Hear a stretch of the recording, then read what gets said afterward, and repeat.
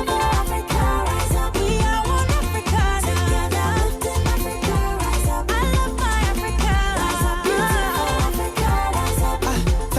Tanzania, asante Nyerere baba, tunajivunia upendo wetu na amani. Tena pia Mugabe bendera baba, tunajivunia upendo wetu na amani. Tumejaliwa mengi, tena mengi, majengo milima mbuga Afrika yetu. Tazama mengi, tena mengi, mito milima mbuga Afrika yetu. I love my Africa, rise up. Oh Africa, rise up. I love my Africa, rise up.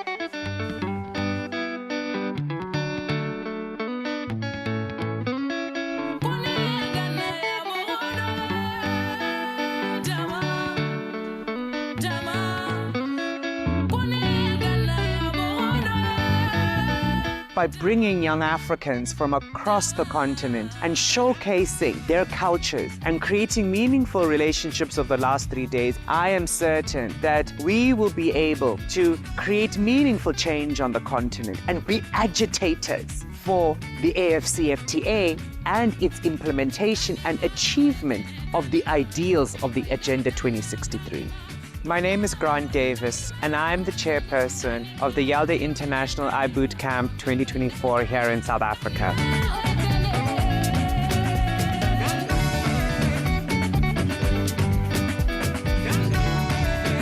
My experience of this bootcamp has been amazing. I mean, just seeing young people, the way they're so enthusiastic, the way they're so hopeful, and the way they're so engaged, I think is very, very important. It's crucial to have such boot camps as well, so that young people have access to information, but that we also build their capacities in terms of entrepreneurship and how they can trade across Africa. Again, this also ties into the AfCFTA Trade Protocol on Women and Youth that was recently adopted at the African Union Summit, which is crucial and very important to make sure that even as we have protocols for trade from country to country, we have one that's specific to women and youth. By selling these products to village shops, pharmacies, and also high school. The purpose of education is preparation. We have Nigeria, Uganda, Kenya, all countries that do banana production. As a country, we've started our trading under the AfCFTA in January this year. It's important that we have youth as central to not just giving the AfCFTA life, but also assisting in South Africa's own implementation plans and being inclusive of young people. So the iBootcamp is very, very strategic, and we're quite passionate about the partnership that we've created. 60,100 farmers, the exact number. Housing has become very small, so we are trying to simplify furniture pieces. Those local things that you want to eat, but they cannot access you, and that is where we come in. Again, our solution is quite simple. It's an online platform that links both the farmers directly to the market. Our vision is to promote consistent expansion and diversification of African trade and to become a center of excellence in African trade matters. Our continued support to YALDA is based on the work that they are doing with the youth, breaking the barriers and asymmetric information when it comes to the AfCFTA, its benefits, and what it stands for and what to do to the African continent and to the African youth. We have renewed and continued our support to YALDA. They are delivering the message and they are living up to the standards that we want to see in the African youth. 58%, that's the number of South African young people who are out of employment right now. But it is not just a South African problem. It is a problem that we're finding across the continent of Africa. So as UNDP, we are very keen to work with institutions such as YALDA, who are working with youth and trying to solve this problem.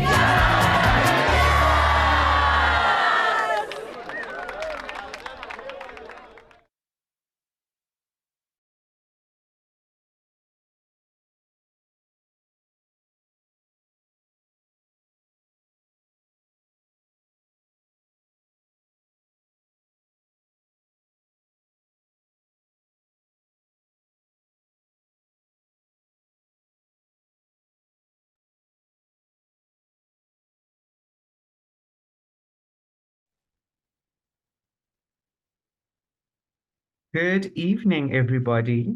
My name is Grant Davis. I am the chairperson for the Innovation Bootcamp for YALDA 2024 here in South Africa. Amongst the many other things that I do for this organization, who I've supported since 2009. It is awesome to be with you in this beautiful winter evening. Just as South Africans are about to conclude their voting process So it's a really exciting time, and I'm calling you from Johannesburg today. So it's really great to see everybody on the call. Before I introduce the topic of discussion today, just a few ground rules for our session today. Obviously, the first thing, of course, is when you enter the short course on Zoom, please just make sure that you're mute. Just make sure that we're mindful of all the other colleagues on the call. Please remain on mute throughout the entire presentation. There will be a designated time at the end of the session allowing you plenty of opportunity for questions and answers. So we've definitely taken care of that. We do encourage participation and engagement on these calls. At the end of the day, we are a youth-based organization. And so we really look forward to engagement throughout the chat. So please do feel free to also place questions in the chat or comments, and these will be selected. And when these are selected at different points in the time in the course today, please do switch on your camera, introduce yourself, and go ahead. So that's really just the etiquette rules for this evening. But let's go straight into kind of the substantive conversation this evening. So we can go to the next slide. Okay, great. So of course would like to welcome you this evening to the second round of YALDA's AfCFTA short course. And as you know, YALDA first implemented our short course last year.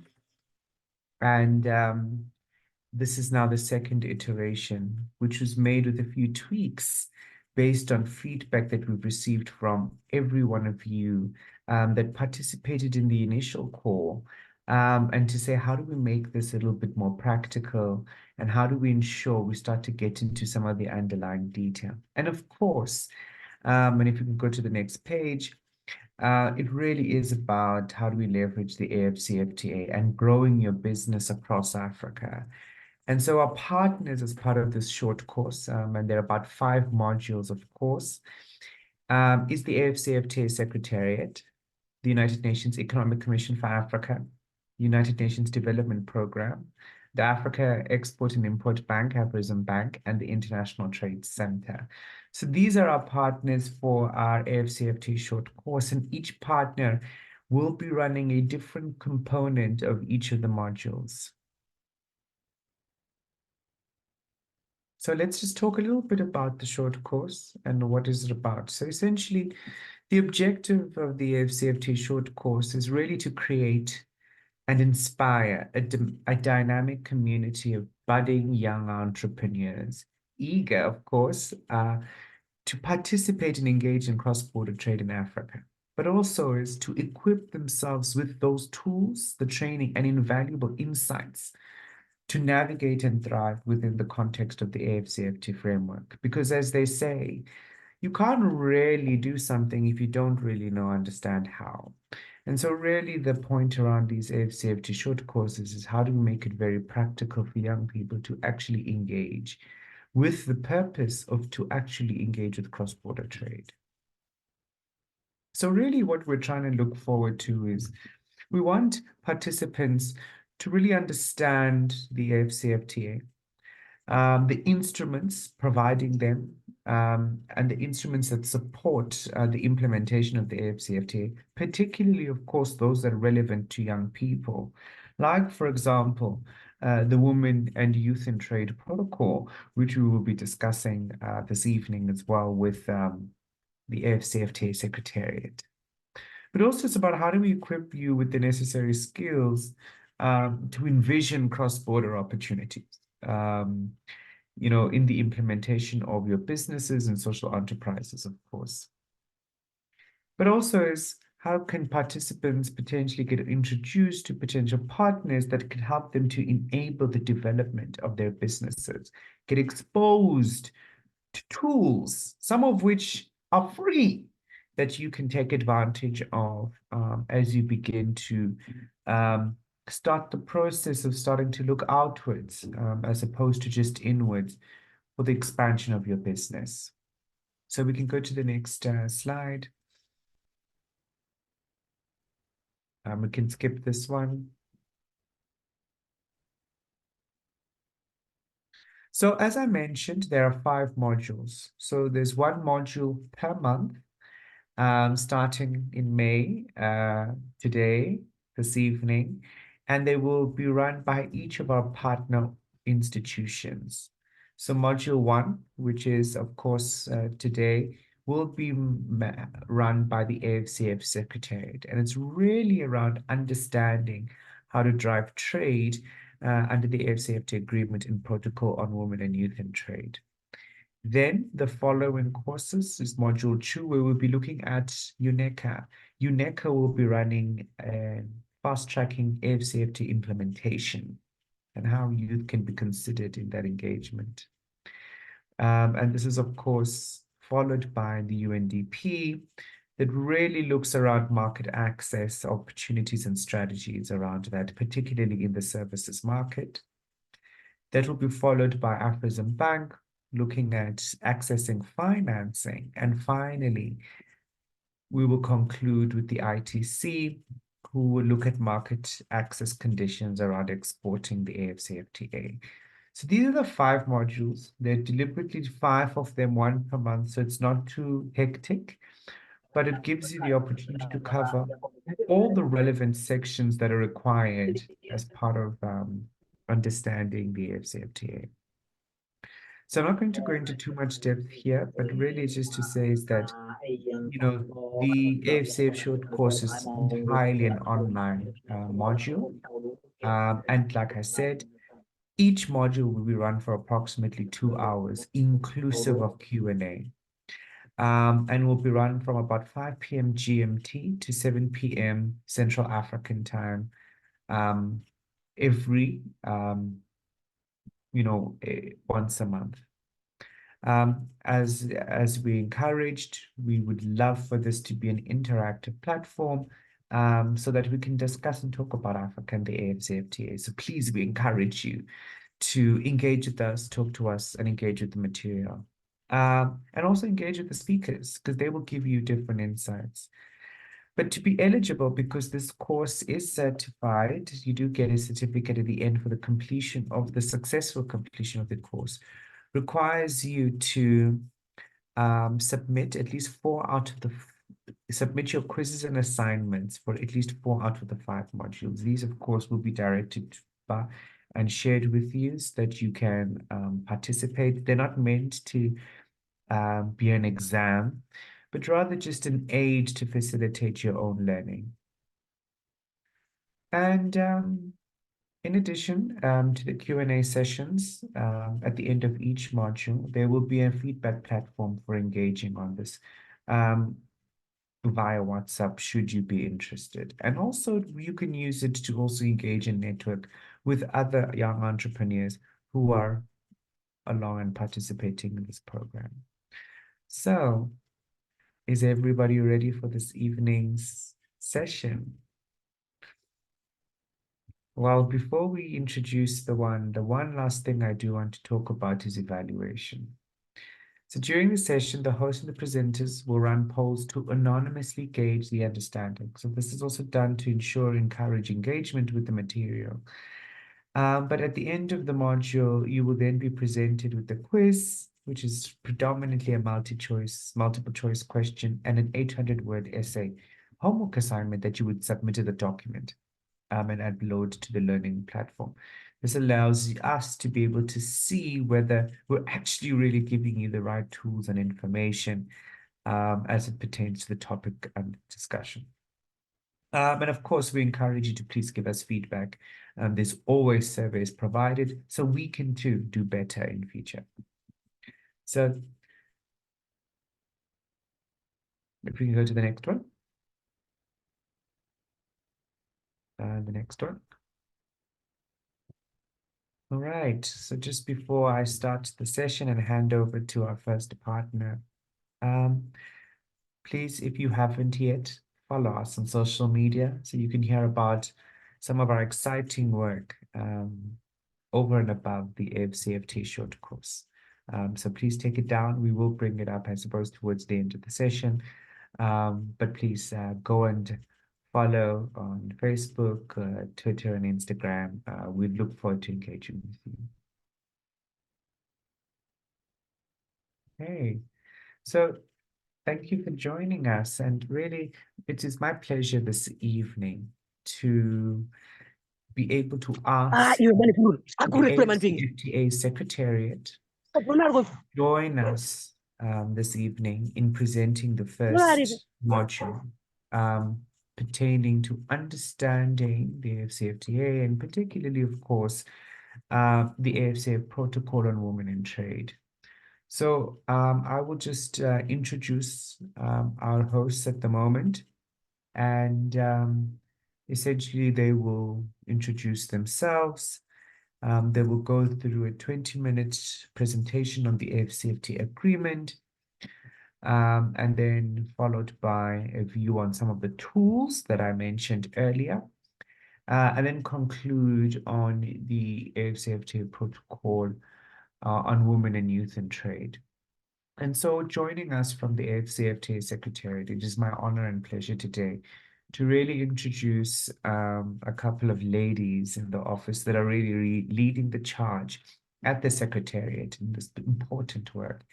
So the first one, of course, is, and I'll ask them to please just join me on camera as I introduce everybody, is, of course, Ms. Florence Mulenga Sinyangwe. She is a gender and trade expert responsible for coordinating programs, and there she is. Good evening, Florence. And she's responsible for coordinating programs and activities on women, youth, and small and medium enterprises under the context of the AfCFTA. And it's always such a pleasure to see you. So thank you very much for joining us this evening. Thank you very much, Grant. Awesome. We then have, of course, joining her is Ashe Sai. Ashe, please, you can come onto camera, of course. And she's joined the AfCFTA Secretariat recently, looking as a young professional under the Women, Youth, and SME Division. So welcome. And she's from initially Mauritania, right? So thank you very much, Ashe. It's such a pleasure always to see you again. Thank you, Grant. Always a pleasure. Awesome. And then, of course, certainly last but definitely not least is Honaya. Honaya Satora. Honaya, please do come into camera. Honaya is an international trade policy expert who serves as the Women and Youth expert at the AfCFTA Secretariat headquartered in Accra, Ghana. It's always great to see Honaya. She was very much there as part of those negotiations in the Women and Youth and Trade Protocol. And she's a citizen of Botswana. So it's always great to see you, Honaya, this evening. Such a pleasure. And we look forward to a wonderful presentation from the AfCFTA Secretariat. So thank you very much.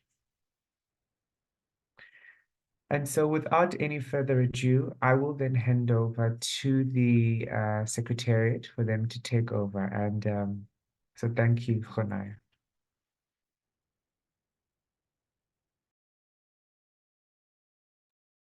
Thank you so much, Grant, for that. Members, my name is Joshua Mawerere, and I am the Executive Director for YALDA Uganda. I'll just be stepping in for my colleague from the Secretariat who hasn't been able to join us in time. She's on her flight to Mozambique. So I'll just join in for her. I see somebody from the Secretariat.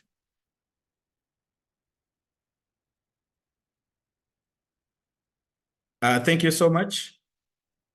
Ladies and gentlemen, I want to take the opportunity to invite. I said I start my video. I think now my video is on. I want to take the opportunity to invite Ms. Gonaya, who will take us through the AfCFTA Agreement. Mr. Gonaya, Ms. Gonaya, please feel free to unmute and also activate your video, and also feel free to introduce yourself further. Thank you so much. Thank you so much, Joshua and the colleagues. I am joining from Namibia in a hotel, and I'm in the lobby. So kindly, I apologize for any disturbing noise that might come because the internet is a bit unstable in the room. My name is Khonaya Setora, and I am the Women and Youth in Trade expert at the AfCFTA Secretariat.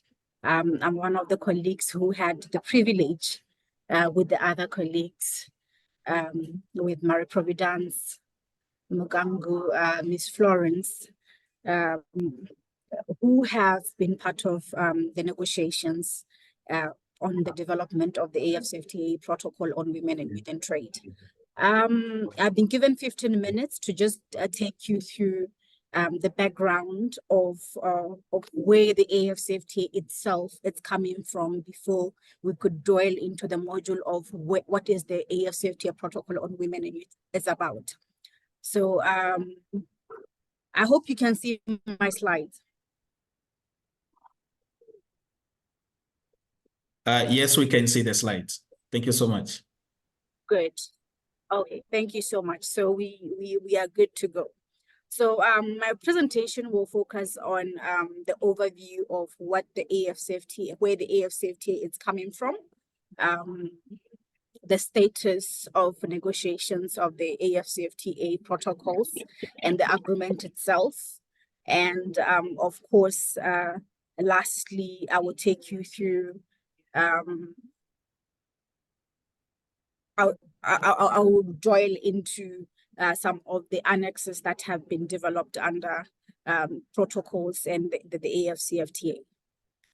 So, I mean, I think most of you who are part of this meeting today, I surely believe that most of you are young people who are actively on ground in terms of advocating for youth issues on ground, meaning that you are youth advocates.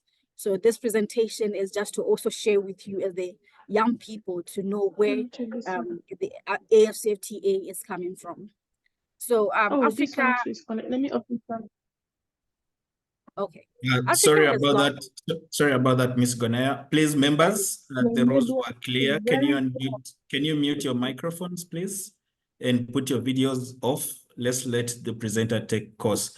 Ms. Gonaya, if you could put your PPT in presentation mode, would be great. Class online. Yes.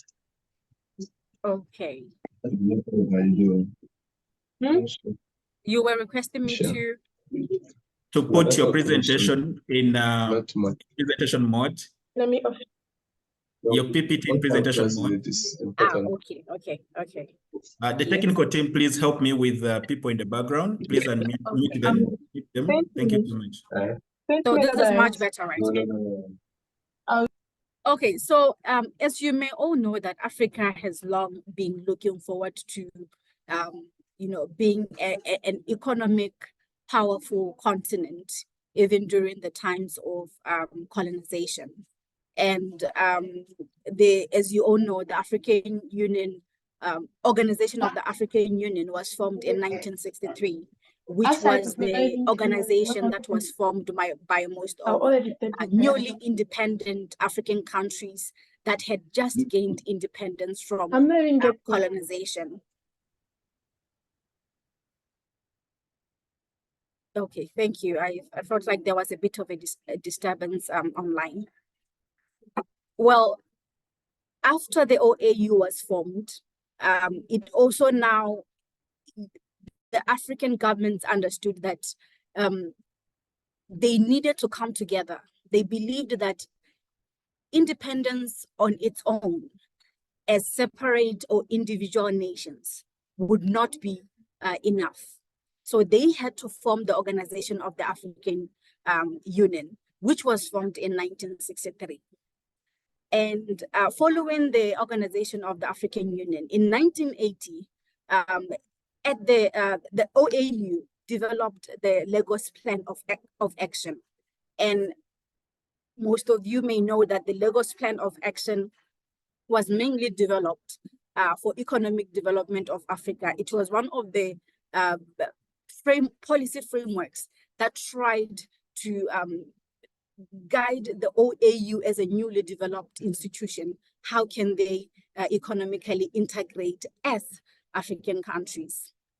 That has actually just recently gained independence.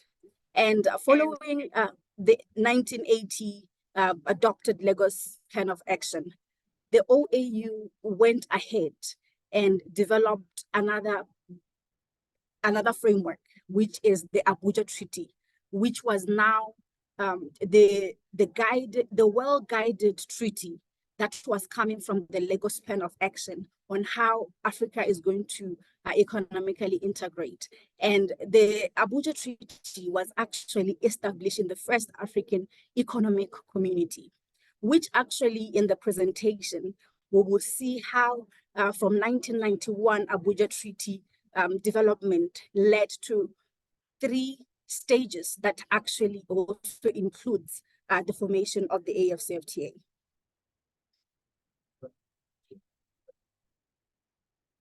So on the 3rd of June, 1991, the Abuja Treaty was adopted.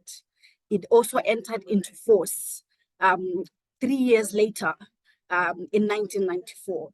And the treaty translated the vision of heads of states that were already under the Organization of the African Unity, which is, of course, now well known as the African Union. But the most important part of the road to the AfCFTA, when we take it from the OAU, it is us actually drilling into the main objectives that were coming with the Abuja Treaty. And as you can see in my screen, I wanted to share them just so that we know that whatever that is currently happening under the African Union, under the AfCFTA, has long been part of the African Union plan from the Abuja Treaty. So the first stage, or either the first objective of the Abuja Treaty that was adopted in 1991, African heads of state wanted to strengthen and firstly create the RECs, because they were the newly independent African countries that has just gained independence from colonization. And by that time, regional economic communities were not established. So the first objective of the Abuja Treaty was to form the RECs, which are well known today as 8 recognized RECs: SADC, COMESA, EAC, CIMAC, and the others. The second stage was what they wanted to do after the formation of RECs and after the RECs coming up with certain trade policies under them. They wanted to stabilize the stabilization of tariff and other barriers to regional integration. The third stage was the one that we're actually looking forward to, which they said a free trade area shall be established. The stage 4 of the Abuja Treaty, which we will call the fourth objectives. The fourth objective was to harmonize the tariffs and non-tariff systems. The fifth was, of course, to establish a common market and, of course, adopt common policies, which is actually almost the same as the stage 3 and as stage 3. So stage 6 actually is, since the establishment of the AfCFTA and since, implementing the AfCFTA, a lot of people are actually asking, what about the one monetary currency of Africa and all those kind of stuff. So the sixth objective of the Abuja Treaty says integration of all sectors and the establishment of central bank and single African currencies, setting up an African monetary union, and creating and electing the first Pan-African parliament. So you can see that all these objectives that a lot of people have been having questions about them since the formation, or rather the development of the AfCFTA agreement and its adoption, they have been part of the plan under the African Union. So on this slide, I just wanted to take you through the stages in a very simplified and of course graphically made graph, to say that in 1963, the OAU was formed when African countries had just gained independence from colonization. In 1980, as I explained, the Lagos Plan of Action for Economic Development was developed. And following the Lagos Plan of Action came the treaty that was establishing the first African Economic Community to find out how can African countries integrate economically. It was then since 1991, leading to the 2018 establishment of the African Continental Free Trade Area that was adopted and signed by 54 countries in Kigali, Rwanda.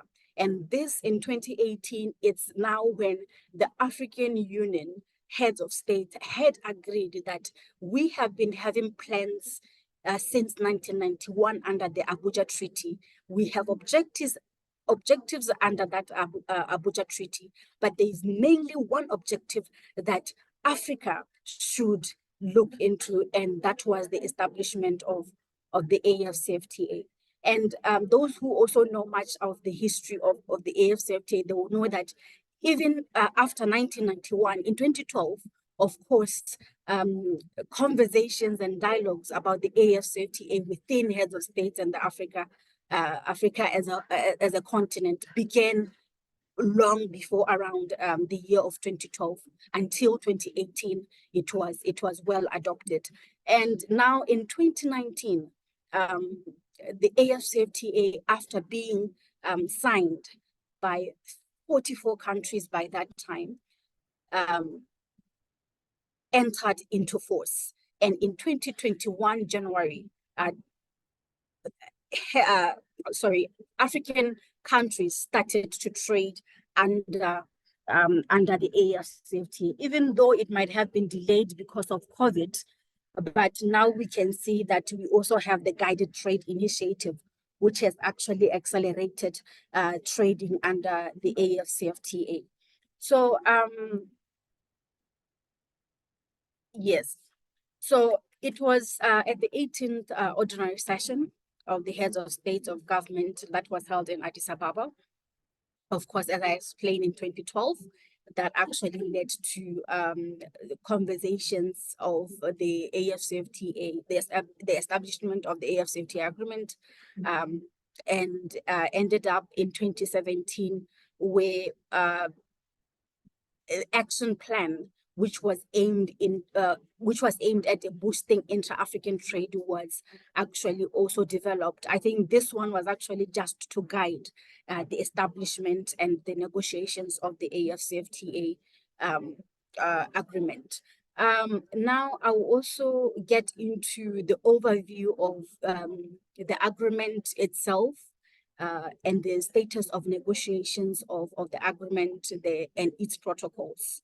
So the agreement, as you may have all know, and as you have seen on my previous slides, it has been signed and adopted by member states, meaning that it is an active agreement that all countries that have signed to have actually agreed that they are ready to trade among each other as African countries. As we speak of today, 47 countries have ratified the agreement.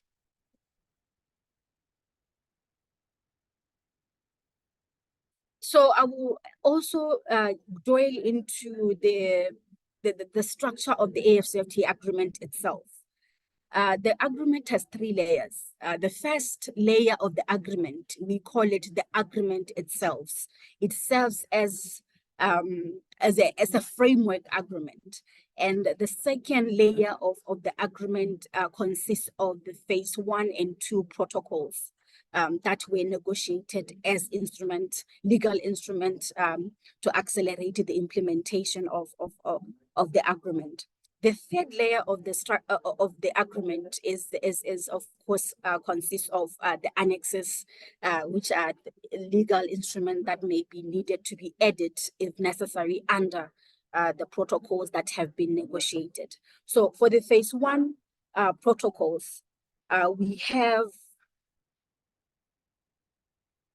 Oh, sorry.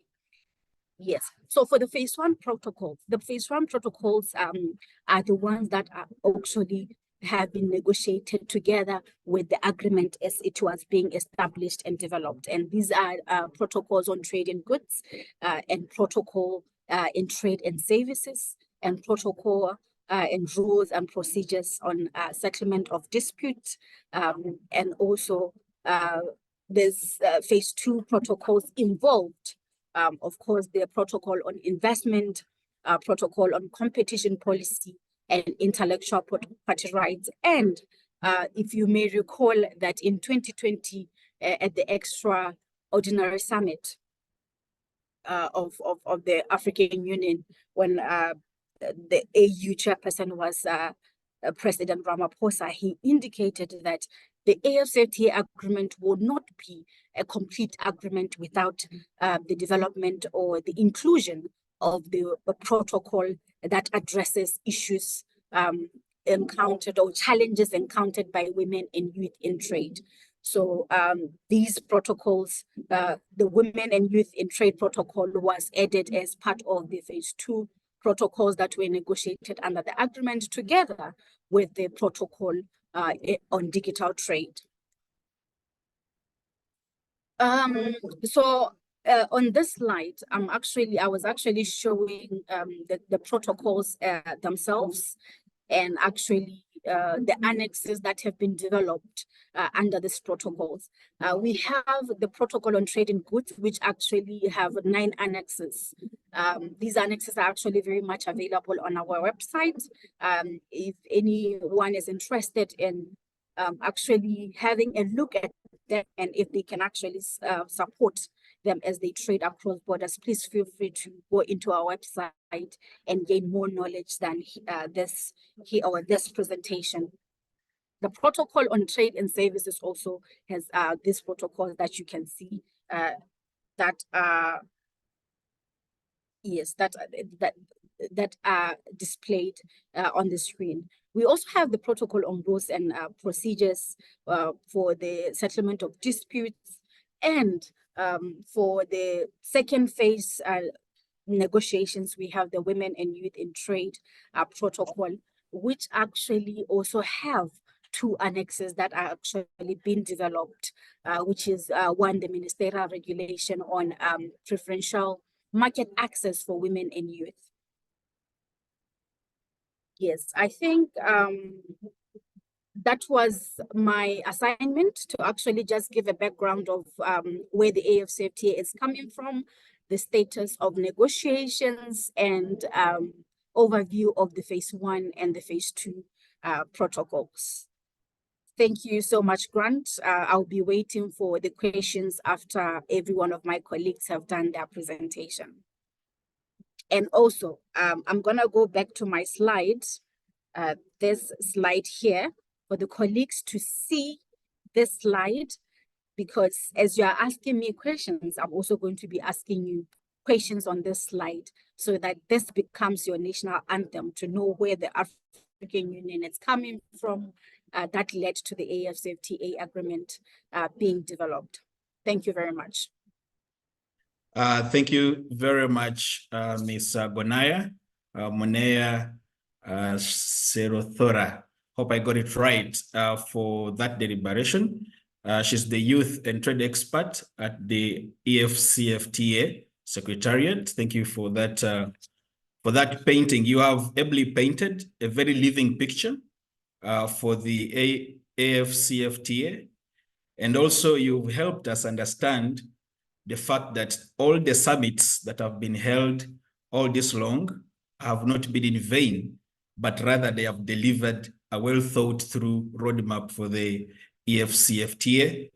And you've also ably touched about the understanding of the protocols and also the countries that have been able to submit to these protocols. Thank you so much, and I really appreciate.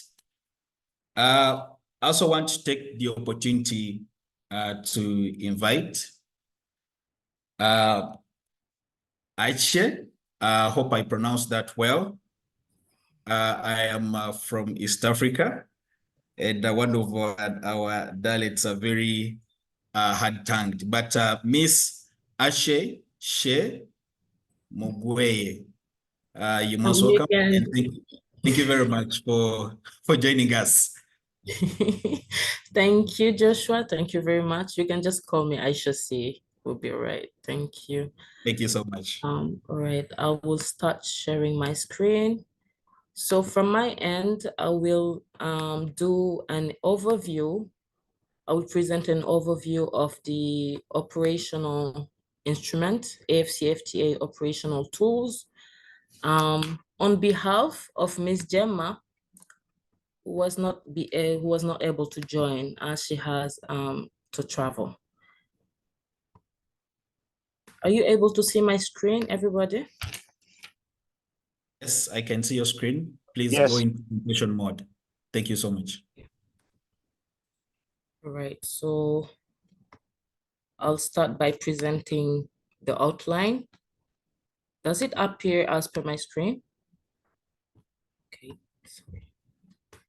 All right, so on this overview, we'll have the 6 operational tools instrument of the AfCFTA.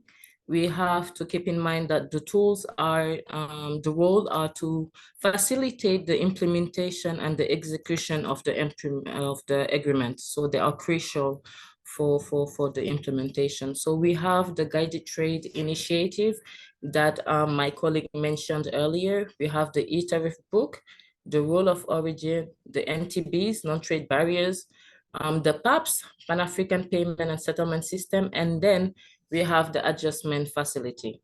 So we'll start with the NTBs, with the guided trade initiative, sorry. So the guided trade initiative marked the start of the trading in 2021. It was in response to the ministerial directive for trade under the AfCFTA. So the objectives of the guided trade initiative are firstly to facilitate trade. So it will help countries to trade under the AfCFTA by providing guidance, resources, and support to ensure the successful trade transaction. It will also help boost intra-African trade. So by simplifying the trading process, the initiative, sorry.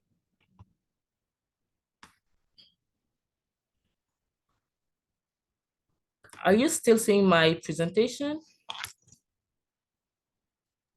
No, the presentation is off. No, no, no.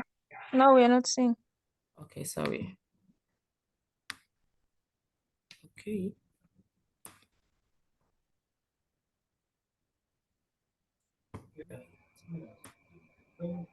We are not seeing your presentation, madam.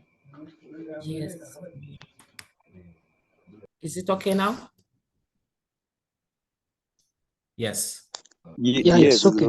Okay now. Yes. Right.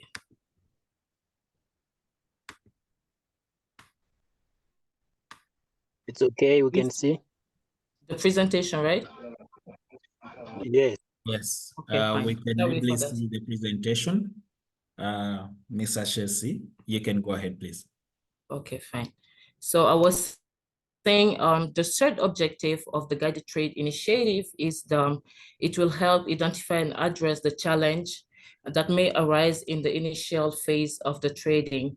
And then it will also help build confidence among the traders. And by facilitating initial trade transaction, it will help build confidence about, among African countries, and boost the potential to transform the continental economic landscape. So here the utility for maybe young traders, I will mention this, will be maybe facilitate the market access. So they can benefit from increased access to new market in Africa. With the guided trade initiative, it will also help them like reduce the barriers that they encounter with the traditional trade processes. So after that, we'll have like the e-tariff book. So the AfCFTA e-tariff book is part of the digitalization and trade facilitation journey. So it's the classical tariff schedule that is digitalized here to facilitate, so to list the fees, that is the taxes for imported and exported goods. So it's essential for traders, custom brokers, and everyone involved in trade, international trade. All right. So it will also facilitate the accessibility. You can access it from everywhere at any time, as it is on digital. It is cost effective because if you have it, they can save on costs associated with distributing, updating physical books, etc. It's real-time update as well. It's one of the most significant advantages mentioned, and they can revise tariff, trade policies on an electric system, and so it will be accessible to everyone, all the stakeholders. So one of the other benefits of the e-tariff book will be the integration with other systems. So why it's digitalized, it would be easier to get it in our other digital trade facilitation, such as custom management system, etc. And it will also increase the transparency, etc. So then we will follow by the rules of origin. So the rule of origin represent a regime governing the conditions under which a product or service can be traded duty-free across the region. So these are mainly the criteria that will be asked for a product to be traded without paying like any duty or any custom fee. So it was drafted in accordance with Article 42 of the Annex on Protocol of Trading Goods. And so the criteria, as they say, they will permit to determine eligibility for preferential tariff. I explained they will also help promoting industrialization and value addition by setting certain conditions. And also it will prevent from third-party countries to benefit from the AfCFTA. It will just help us that make it just for member state of the AfCFTA that are side. So the other one is the non-trade barriers. So the non-trade barriers is the mechanism, the tool that help identify all the non-trade barriers that prevent the smooth execution or implementation of AfCFTA or on trading. So it is a mechanism for identifying, reporting, and monitoring NTBs, and it also help facilitating the elimination. So for that, we have some challenge that are like the diverse regulation and standard, because in African country, you know, like as we are cut into states in countries, each country have the regulation standard which can differ from other country. So it is a major barrier on trade.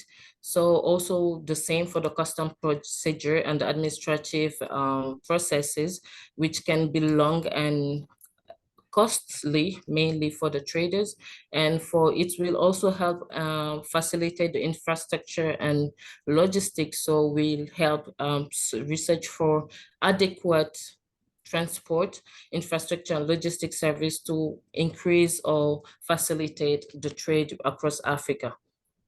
And then we have the Pan-African Payment and Settlement System. By decision of the Assembly, the 12th extraordinary session of the Assembly Head of State and Government. Oh, sorry. Are you seeing my screen? Okay. Yes, we are. Okay. All right, so for the PAPS, so the PAPS is a financial initiative designed with Afreximbank, which is the African Export-Import Bank, and African Union to address the challenge on trade and economic activities. So it will help also reduce the dependency on foreign currencies. We know, like traditionally in Africa, when we do trade, we'll have also a device on dollars or euros. So the PAPS will help us addressing that by integrating the central and the commercial banks. So while you in your country, you can use the PAPS to trade with another country, and you will use your local currency, and you will the one you paying will also receive the money, the amount in their local currency. So this will help reduce the cost of traditional trading in euro or dollars. It will also increase the speed of transaction. We know, like, for the currency to go and to come back, it will take time. So with the PAPS, it will be instant. So this will also help us gain time, and it will enhance financial inclusion because it is digital. So we can use the banks, the mobile money devices, etc. So we'll have more integration and inclusion, and this is interesting for the youth, as we know, on informal trade and SMEs, etc. startup level, we have mainly youth, and it's sometimes difficult to access the traditional financial systems to trade. So, and then last but not least, we have the adjustment fund. So the adjustment fund is to respond to the challenges of short-term negative impact of the liberalization process of state parties. So in fact, when like a state party is facing freeze or something, the adjustment fund will help mitigate or reduce the effect on this. So we'll have the base fund contribution from state parties, grants and technical assistance funds to address tariff revenue losses and support countries. We have the general fund, the concessional funding, and then the credit fund. Commercial funding to support both the public and private sector, enabling them to adjust and take advantage of the opportunities created by the AfCFTA. So yeah. Right, so the objective is to undertake updated and more detailed analysis of the potential trade and revenue implication on the AfCFTA to estimate the total revenue losses that will likely be experienced by our member state and the amount of funding that will be needed to offset these losses. Yeah, we know that some countries will be facing loss in the beginning, and so to mitigate and reduce that, the adjustment fund is meant to this. So to finish, we have the Intra-African Trade Fair, which is not an operational tool, but it's an biannual trade show convened by the African Union Commission,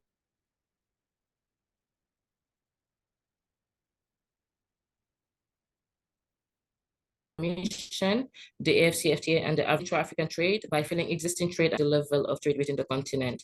So the platform allows key trade stakeholders and players to share information, best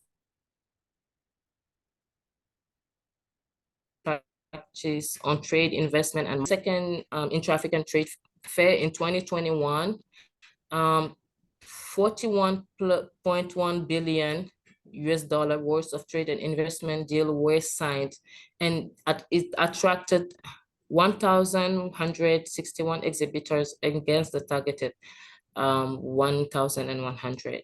So that's it. So thank you for your attention. I'm sorry for my English. I'm a French speaker, so maybe it's shown at some point, but thank you for your attention. I hope it met your goal. Right. Thank you so much, AfCFTA, for that well ably put presentation. You touch very important things for the young people, mostly the young traders and the young manufacturers that are on this platform. You ably put out the tools that have been laid by the Secretariat. Digitalization of trade is very important. And I think the young people, we are the drivers of the digital age. And so this is very key for us. The rules of origin, I think it's very important for some of us who are in the manufacturing space and we want to make our goods traceable and also have that grip on where it comes from. Also, you ably talk about the Pan-African payment and settlement systems. This is very important for young people to be able to transact across Africa in their own currencies, and the person on the other side also receives their own currency. So it helps on understanding on how trade works and also facilitates a speedy process of doing trade. You've also ably talked about the non-tariff barriers. I think this is something that young people are very much interested in. And I'm very excited about the adjustment mechanism facility, the adjustment facility. I think this is very important. Hopefully our countries and the young people on this platform push their countries to be able to contribute towards the adjustment facility. The intra-Africa trade fair is also something that is very important, and thanks very much for enlightening us on the tools that the young people can use in this space of the AfCFTA. Thank you so much, Ms. AfCFTA, for that presentation. Ms. AfCFTA is a young professional on women, youth, and SMEs. She's from the SMEs division. Thank you so much for that presentation. I'm also going to call on our next presenter, who is Ms. Florence Mulenga Sinyangwe. I guess I'm right about that. She's the women and trade expert from the AfCFTA Secretariat. You're most welcome, and we are very enthusiastic to hear from you on the AfCFTA protocol on women and youth in trade. I think this is a very important topic for us, so you're most welcome. Thank you so much. Yeah, thank you so much. I will need to maybe turn off my video because it will interrupt with my internet. That is not so good. So please pardon me so that I can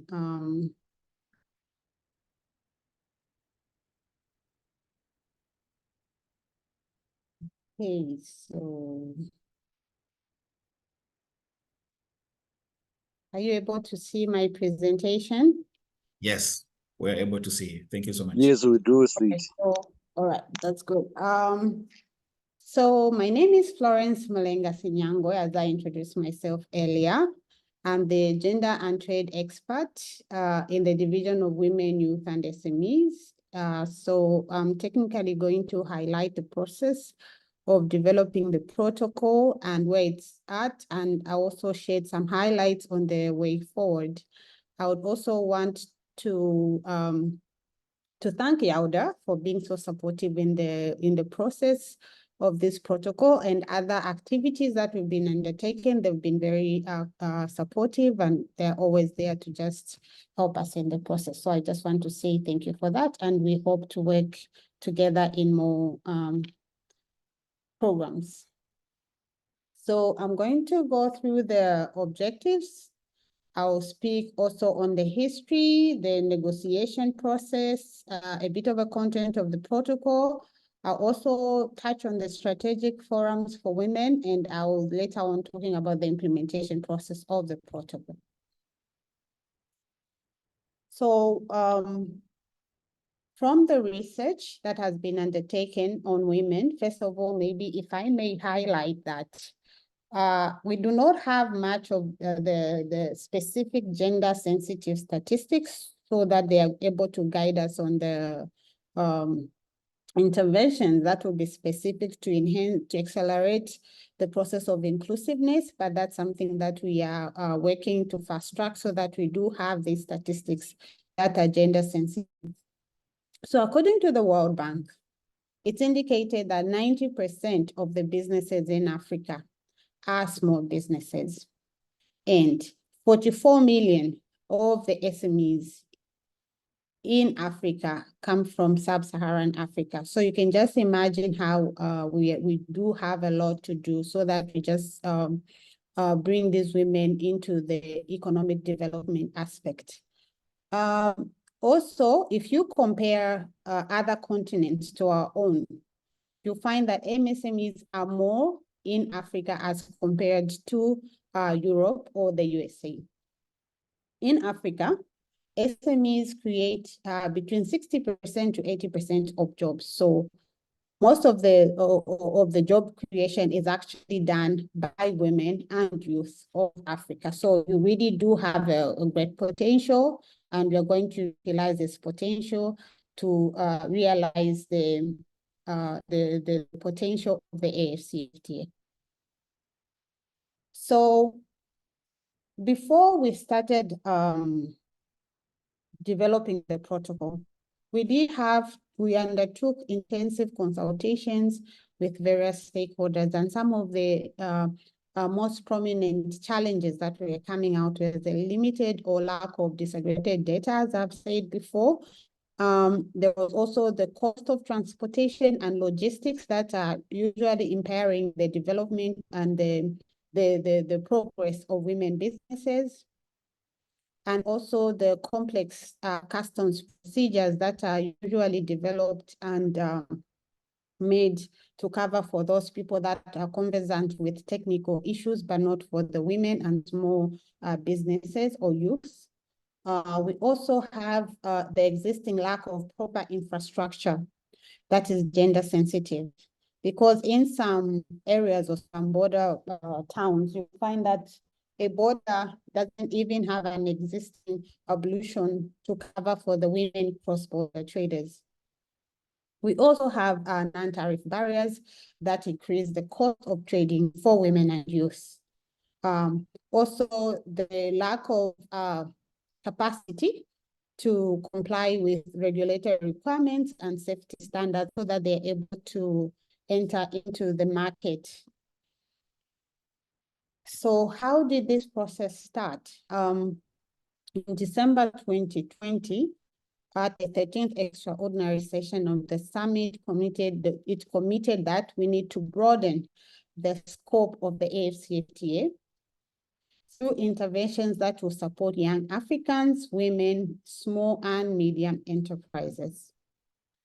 Through this commitment, our President of United Republic of Tanzania, Her Excellency Mama Samia Suluhu Hassan, became the champion to spearhead the programs on women and youth under the AfCFTA. And in February, during the 35th ordinary session, it instructed that the inclusion of the protocol on women and youth should be in the scope of the AfCFTA so that it can be part of the AfCFTA agreement. The first conference, chaired by Her Excellency, Madam Hassan, it provided recommendations that also became part of the process of developing the protocol. So I'm just going to highlight how the process was done to get to where the protocol is. The first committee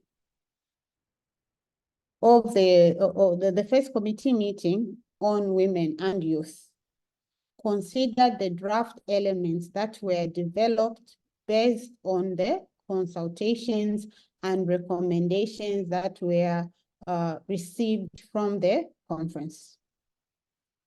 From these elements, member states guided on what they wanted to see in the protocol and what we should be focused so that all marginalized are included.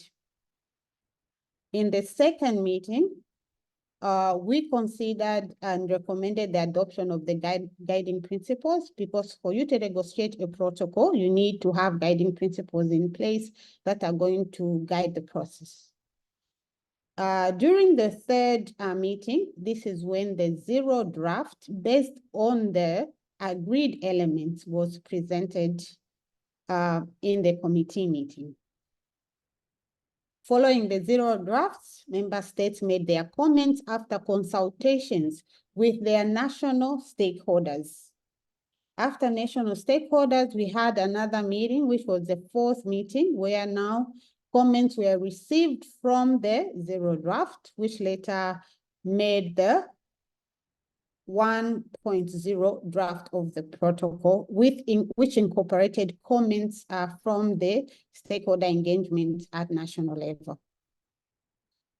During the fifth meeting, we developed the draft 2.0 protocol with amendments based again on the further guidance and consultations that member states held at national level. During the sixth meeting, after further consultations with think tanks and technocrats, partners were brought on board, we then improved and developed draft 3.0 of the protocol, which became the final draft. During the 16th meeting of the Committee of Senior Trade Officials, it recommended that the draft protocol be adopted by the Council of Ministers. During the 13th meeting of the Council of Ministers, it adopted the protocol and recommended it for legal scrubbing so that it was in line with the implementation process that was legally sound. During the 9th extraordinary session of the Specialized Technical Committee on Justice and Legal Affairs, they legally scrubbed the protocol and recommended this legally sound protocol to the 13th ordinary session of the Assemblies of Heads of State and Government. The Assemblies of State and Government received the legally scrubbed protocol and approved the adoption of the protocol. So as we stand now, the protocol is adopted. The way forward is to start the implementation process. So I'll just highlight some of the issues that are covered under the protocol. Why the protocol?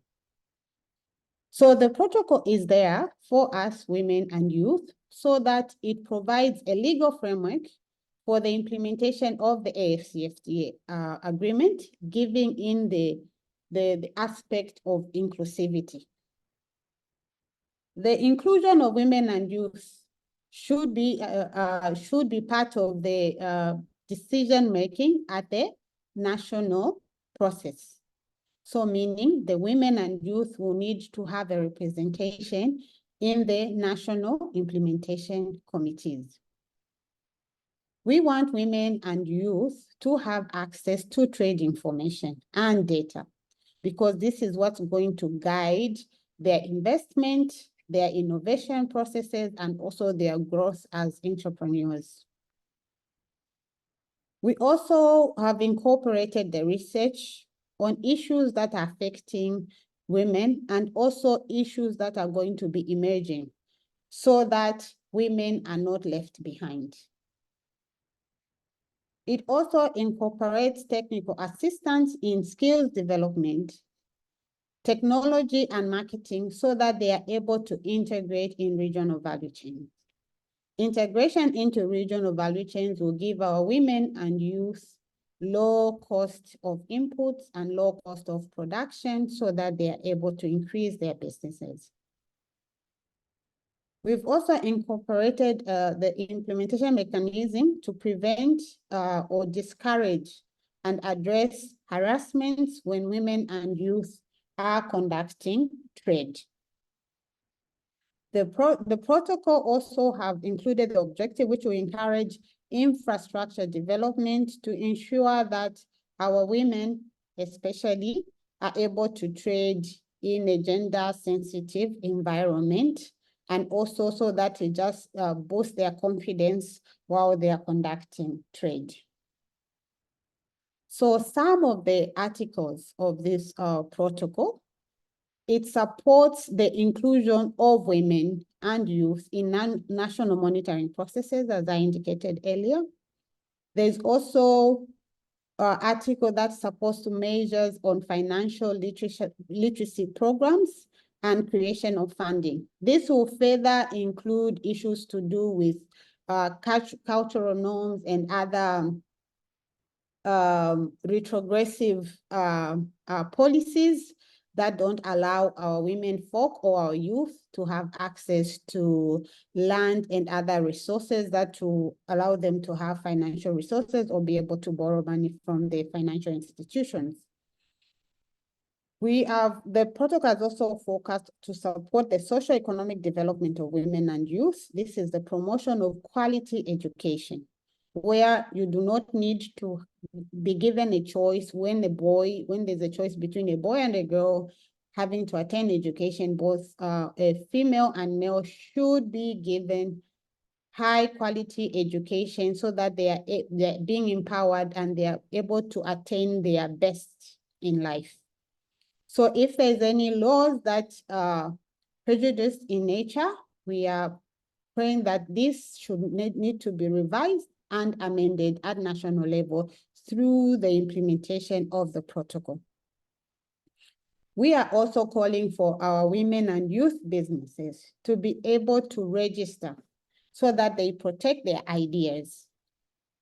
And we are also saying that the registration process should not be discriminative in nature, such that it's so costly they cannot even afford to get the intellectual property rights that they need.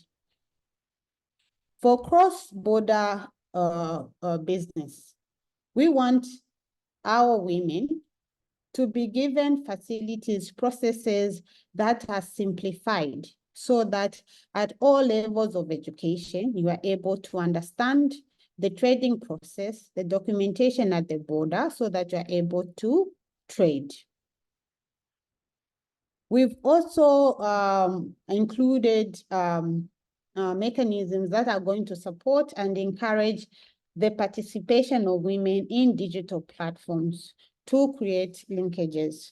You may all be aware that during the corona, it was quite challenging for women who were not conversant with technology and the use of digital platforms. So this is something that we are going to ensure that all the women and youth have these skills through our partners so that they are able to trade with skills enhanced. We also have included the support, the participation through business associations.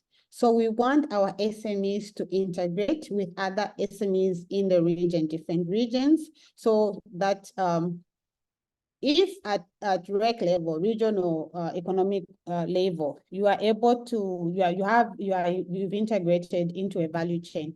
So now through the AfCFTA, you are going to expand further so that you are able to participate in other regional economic communities that you are not able to trade before. We also want to ensure that our women are not harassed at all. So we are going to put up in the implementation process at national level, joint borders will work with our member states to ensure that facilities are put where women are able to go and report harassment so that they are free and protected when conducting trade. As the Secretariat, as an organization, we've also want to walk the talk. So at Secretariat level, you find that we are developing mentorship programs. As you see our friend, Eti, she's part of our mentorship program so that we have young people that are going to be our emerging leaders for the future. When given employment opportunities under the AfCFTA Secretariat, they've taken the gender equality very important. And as at now, you can see that women employment is at 52% and youth is at 35%. So as an institution, we are doing well. We are also mobilizing resources to ensure that activities for women and youth are incorporated and implemented so that there's that progress in the implementation. We are also working with the women and men media, because the media is a very good platform that's going to have a very big outreach and impact to know what the Secretariat is about, and also to showcase the opportunities that are there for the women and youth. We are also going to partner with different partners to ensure that we have digital skills given to the women so that we can promote also innovation in this market, which has a lot of potential. How is the AfCFTA supporting our SMEs, women and youth? So the AfCFTA has identified 10 value chains which have high potential for participating of women and youth in trade. These value chains are in cocoa production, soya, leather products, textile, and apparel, financial services, culture, and creative industries. So this is what they are promoting to ensure employment creation and also create value addition.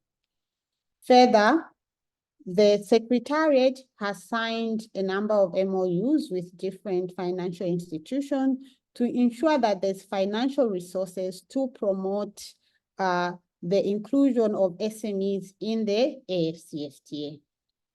We've also partnered with different partners such as the ITC so that we are able to provide capacity building for export readiness so that you are able to trade under the AfCFTA. Successful implementation of the agreement. We will have the successful implementation of the agreement if we create a conducive environment for our women and youth entrepreneurs. The environment will only be conducive for our women once the regulations of the protocol are fully implemented. The implementation of the protocol will expand the market access for our women and youth. It will also expand customer base for our women and youth, as I indicated. If you're able to trade in a certain sector or a certain region, now you have the whole Africa to trade under. It's also going to encourage value addition for our women entrepreneurs as the sources of inputs will be more available. The supply will increase and the cost will also go low. We are going to see we hope to see increased competitiveness, integration into regional value chain through the implementation of the protocol. We are also encouraging diversification of business opportunities through the different value chains that are being promoted. We are also giving opportunities where we have increased investments and collaboration through the different platforms that I'm going to touch on later.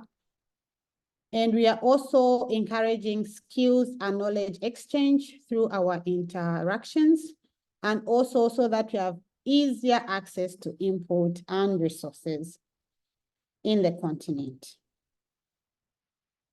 So the Secretariat has put up deliberate platforms where women youth and entrepreneurs are able to participate and get different opportunities. So we've put a dedicated AfCFTA Youth Symposium specifically for youth so that we strengthen the participation, advocacy, skills training of our youth and sharing knowledge and partnerships. Last year, we had the Youth Symposium. It was a big success.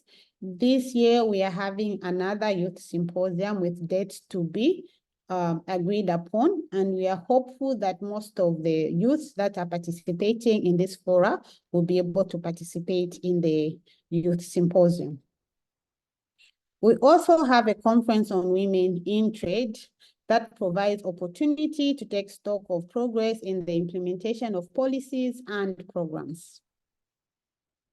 We have the AfCFTA Business Forum that has now been changed to Biashara Africa.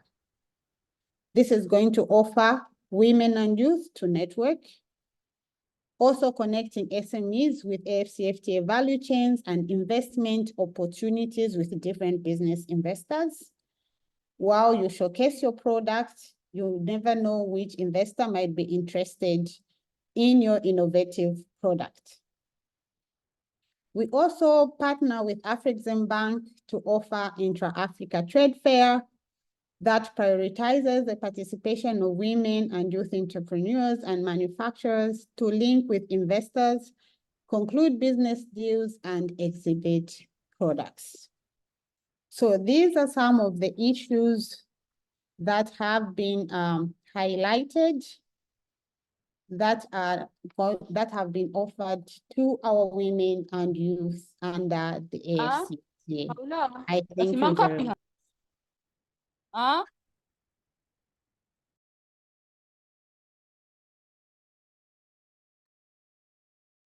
Thank you so much for that presentation, Ms. Florence. That was a beautiful presentation, and you've brought forth a number of things that interest young people and women. From my country, we have the biggest number of SMEs being owned by women, and I've seen them employ 3 to 10 young people, creating a very exponential employment chain for the young people. I've also seen young people start in my country. But also, one of the biggest things you speak about is the fact that the women businesses and the young business for the young people are easily swept away by either the political climate, by the political climate, or by the technological climate, or by the changes in the legalities of the country, or even sometimes it's just policy, clean up the city, and every business they touch to clean up the city belongs to a young person or to a woman. So you put across very interesting issues. Protection of these businesses and also inclusion is one of the key things for many of the African countries because of our culture orientation and also the social orientation. Access to trade information. I think this was very key also, and it came out very clearly during COVID-19 that the young people and the women didn't have a lot of spaces to find information on what to do during COVID-19 in terms of trade. Research is very important. Thank you for talking about it. The technical assistance. You also ably talked about the implementation mechanism, which is very important. And also, lastly, there are 2 things that were very exciting. Women and youth to register their intellectual property rights. I think that is very key for the young people and the women. It's something that they haven't been doing. And also you talk about helping out to equip the women and the young people on digitalization of their businesses. Thank you so much for this, Florence. I think it's very deep. And I want to take the opportunity to open up for questions and answers. In the next 45 minutes, we'll be able to, I think it's gone down to 30 now. We'll be able to just hear out the questions. If you have any question, please put it on the chat. It will be picked out and read to us. I want to call upon somebody from the technical team to assist me with the questions. Just to add, I've seen from the charts that they are very interested in joining the youth symposium. So I'll just want to encourage the participants that you can get in touch with us through YALDA, because YALDA is part of the process. So through them, we are able to link with each other because they are on the ground as we deal with institutions. So through YALDA, you are welcome to get in touch with them and you can be part of this process. Thank you very much. Thank you so much, Florence, for that. Members, I'll open up the questions.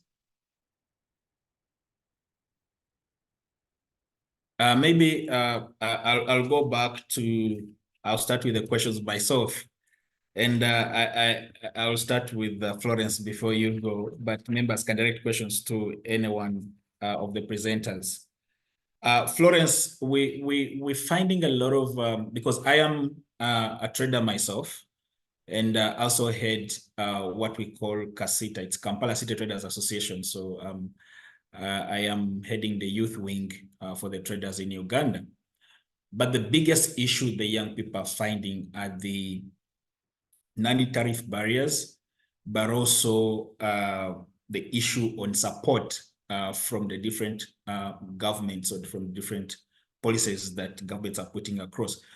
Many times we're in the same, for example, we're in the same East African community, and you find some other protocols in COMESA, you find some other protocols in SADC, and they become hindrances to doing trade. How is the symposium and the Women Business Forum helping on to solve these? Thank you so much.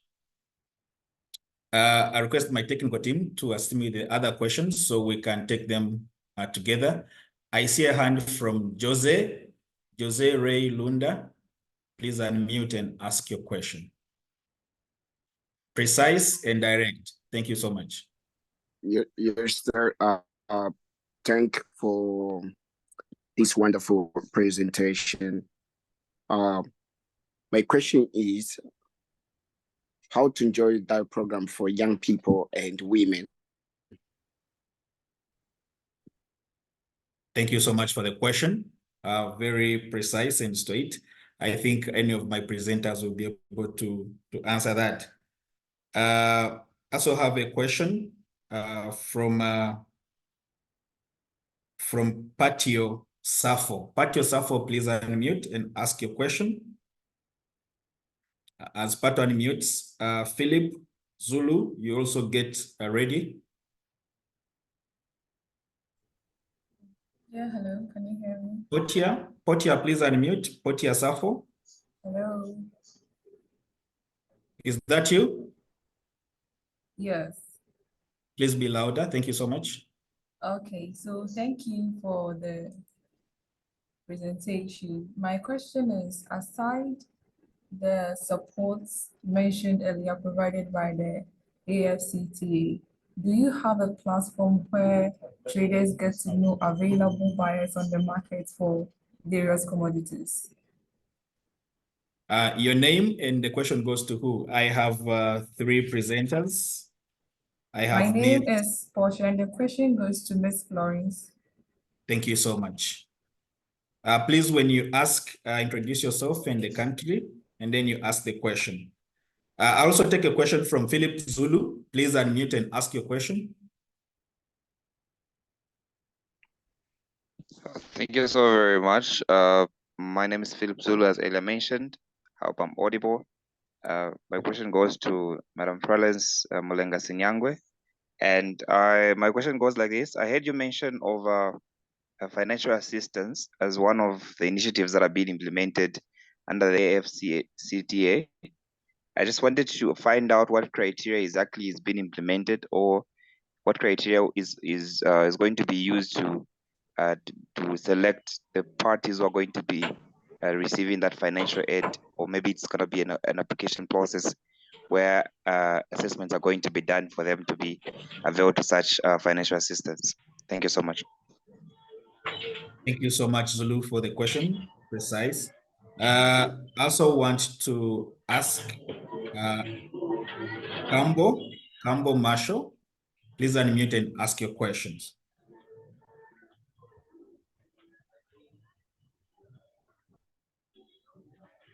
Kambo.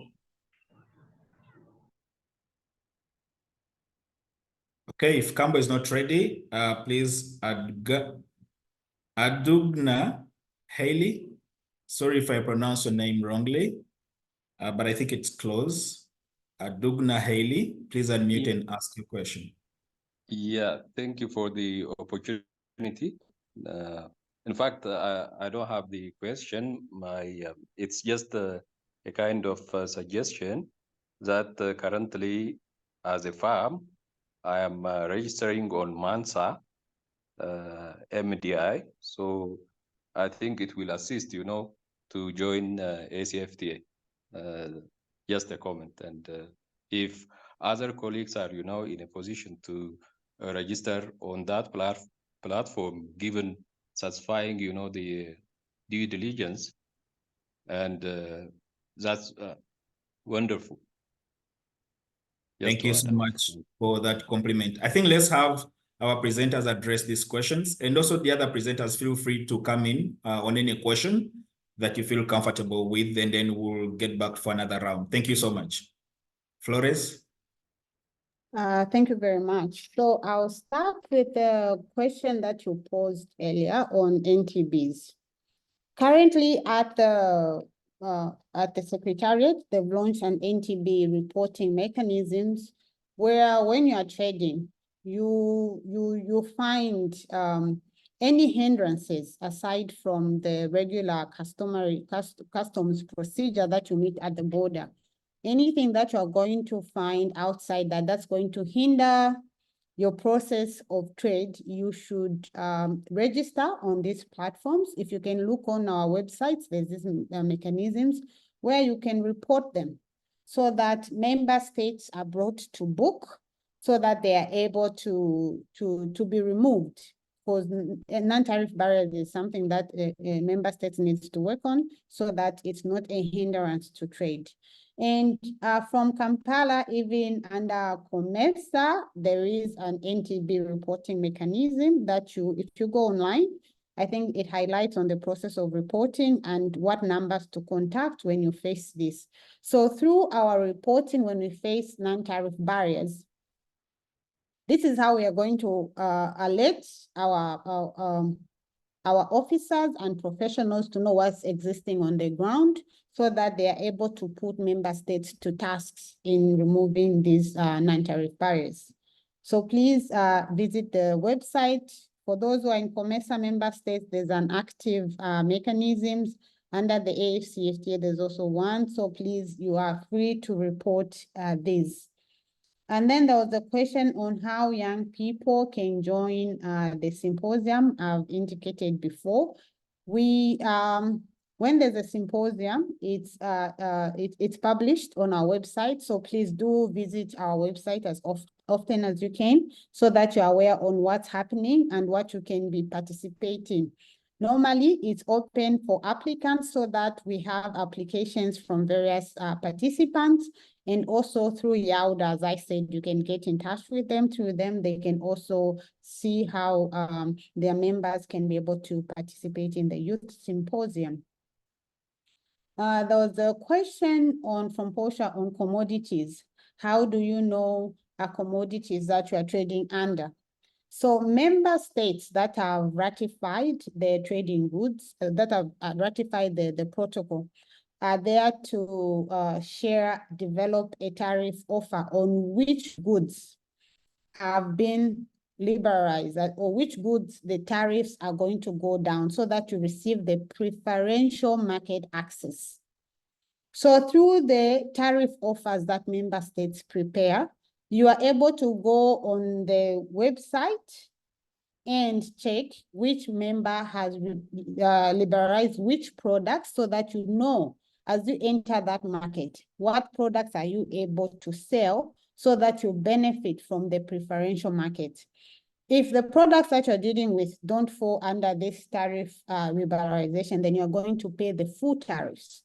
So those that have reduced or those that are receiving zero tariffs, if you trade in those, that's how you are going to benefit under the AfCFTA. And before they provided the guidelines that you need to go through for you to be able to trade. You need the certificate of origin, you need these kind of documents. So ensure that you engage with your national officers that are going to also help you in acquiring these documents so that you're able to trade. As you know, there's also the guided trade initiative that was mentioned also. So through that, if your country is part of the guided trade initiative, you can use that to start trade, to fast track the trade under the AfCFTA. There was a question from Zulu on financial assistance. So financial assistance, these MOUs have just been signed, and it's going to ensure that there's capacity. But at national level, what we are saying is that we are calling national institutions so that they put up schemes and programs that are going to offer our young people and women access to loans or finances or other financial products that are going to help the businesses. How do we do this? I'll give you an example. Here in Ghana, banks such as Zenith or EcoBank have said, no, since we know women do not have land, they have no access to land to provide as collateral. So they are calling on women. That's why it's important as people involved in businesses to have a bookkeeping. At least you have records. Keep a record of how you trade on a day-to-day basis. So they are asking businesses to give them their book records to see how the businesses have been running maybe for a year or two.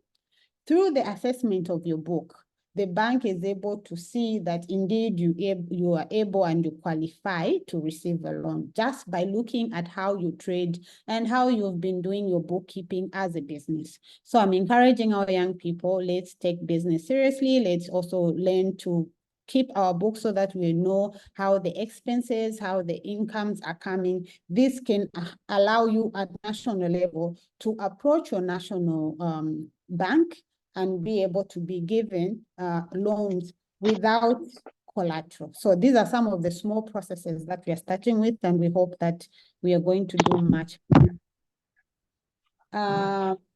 There was a question on farm registered to join the AfCFTA. How do you satisfy the requirements? So for example, each nation or each market where you are exporting that product, if you want to, how do I say, maybe you grow avocados. So you're going to ask, if you want to export, maybe in my country where I come from, Zambia, you want to export your avocado in Zambia, you're going to see what are the requirements, what are the sanitary and phytosanitary requirements that are needed for me to export this product. Make sure you take the necessary steps to meet them from production to preparation so that you have no issues. Then also make sure you have necessary certification to indicate that indeed these are grown. I'll give an example from my brother in Uganda. These are indeed grown in Uganda so that we know, yes, this is an original, it's a product originating from Uganda and it qualifies to be traded and get preferential market access under the AfCFTA. So please do get in touch with the Ministry of Trade or with the relevant statutory bodies so that you're able to know what are the standards, and they can even actually offer you more information on different markets and the standards that they need for you to export various products. I don't know if I missed anything, but this is what the questions that I took note of. Thank you. Thank you so much, Florence, for those answers. I want to give the opportunity to Ms. Gonaya or Ms. HSA to see if they have anything they can add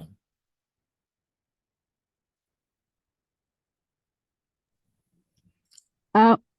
Hi, Joshua. I had logged out, so I missed a few questions. So I think maybe I can tackle the coming questions. Oh, okay. Thank you so much. The second round of questions, please be very precise and straight to the point, but also tell us your country if you do any business, what's the type of business that you do, and your name. So I want to call on Obiero Gon or Ebioro Gone. Please unmute and ask your questions.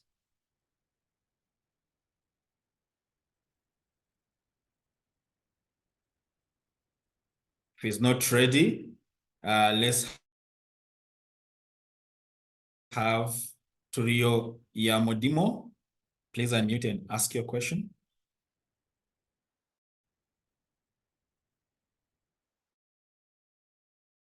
Hello, everyone. My name is Botsilo from Botswana, and my question goes to Ms. Florence. I'm particularly interested in the software, what we would call the IT industry, I guess. And I saw that in your presentation, you were focusing on supporting businesses in textile manufacturing, but I didn't see a lot of emphasis as well on the IT industry, and if there are any plans to accelerate participation of women in that industry. And then as we continue on creating opportunities, how are we also ensuring that we catch up with the global technologies that are out there? For example, AI is disrupting the tech industry. Are we considering sort of creating some sort of support for young people who may be interested in that sector? Ms. Besholo, I didn't get your country and the business you're doing. Is it in the IT sector? Yes, software solutions. Thank you so much. Gone, please unmute and ask a question. Obiero Goni, if he's not ready. Olereto, please unmute and ask your question. Hello, everyone. My name is Olerato Morweng from Botswana. I own a publication called Young Entrepreneurs Botswana and also a publishing company.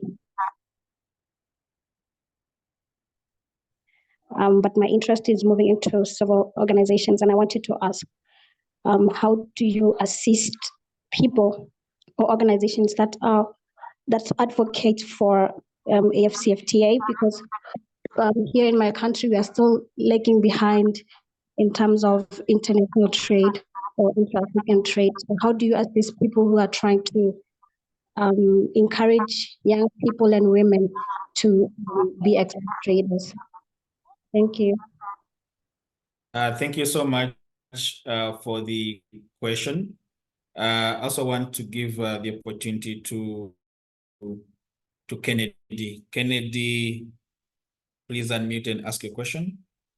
Kennedy Obineno. Yes, good evening. This is Bernardo's Rennie Nimle. Well, I am concerned about the issue of food manufacturing because I'm a student in that area.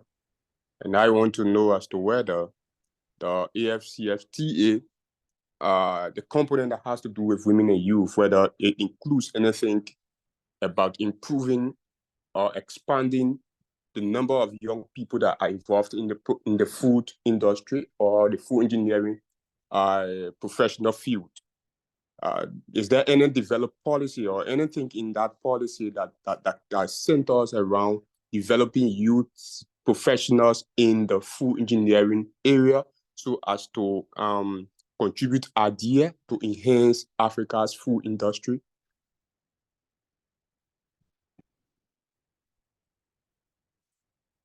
Thank you so much for the question. Though you didn't say your name, I think that was in Kennedy, but thank you. This is Benanos Rennie Nimle. Benanos, which business are you in? I'm a student of food engineering. Food engineering. Thank you so much for that question.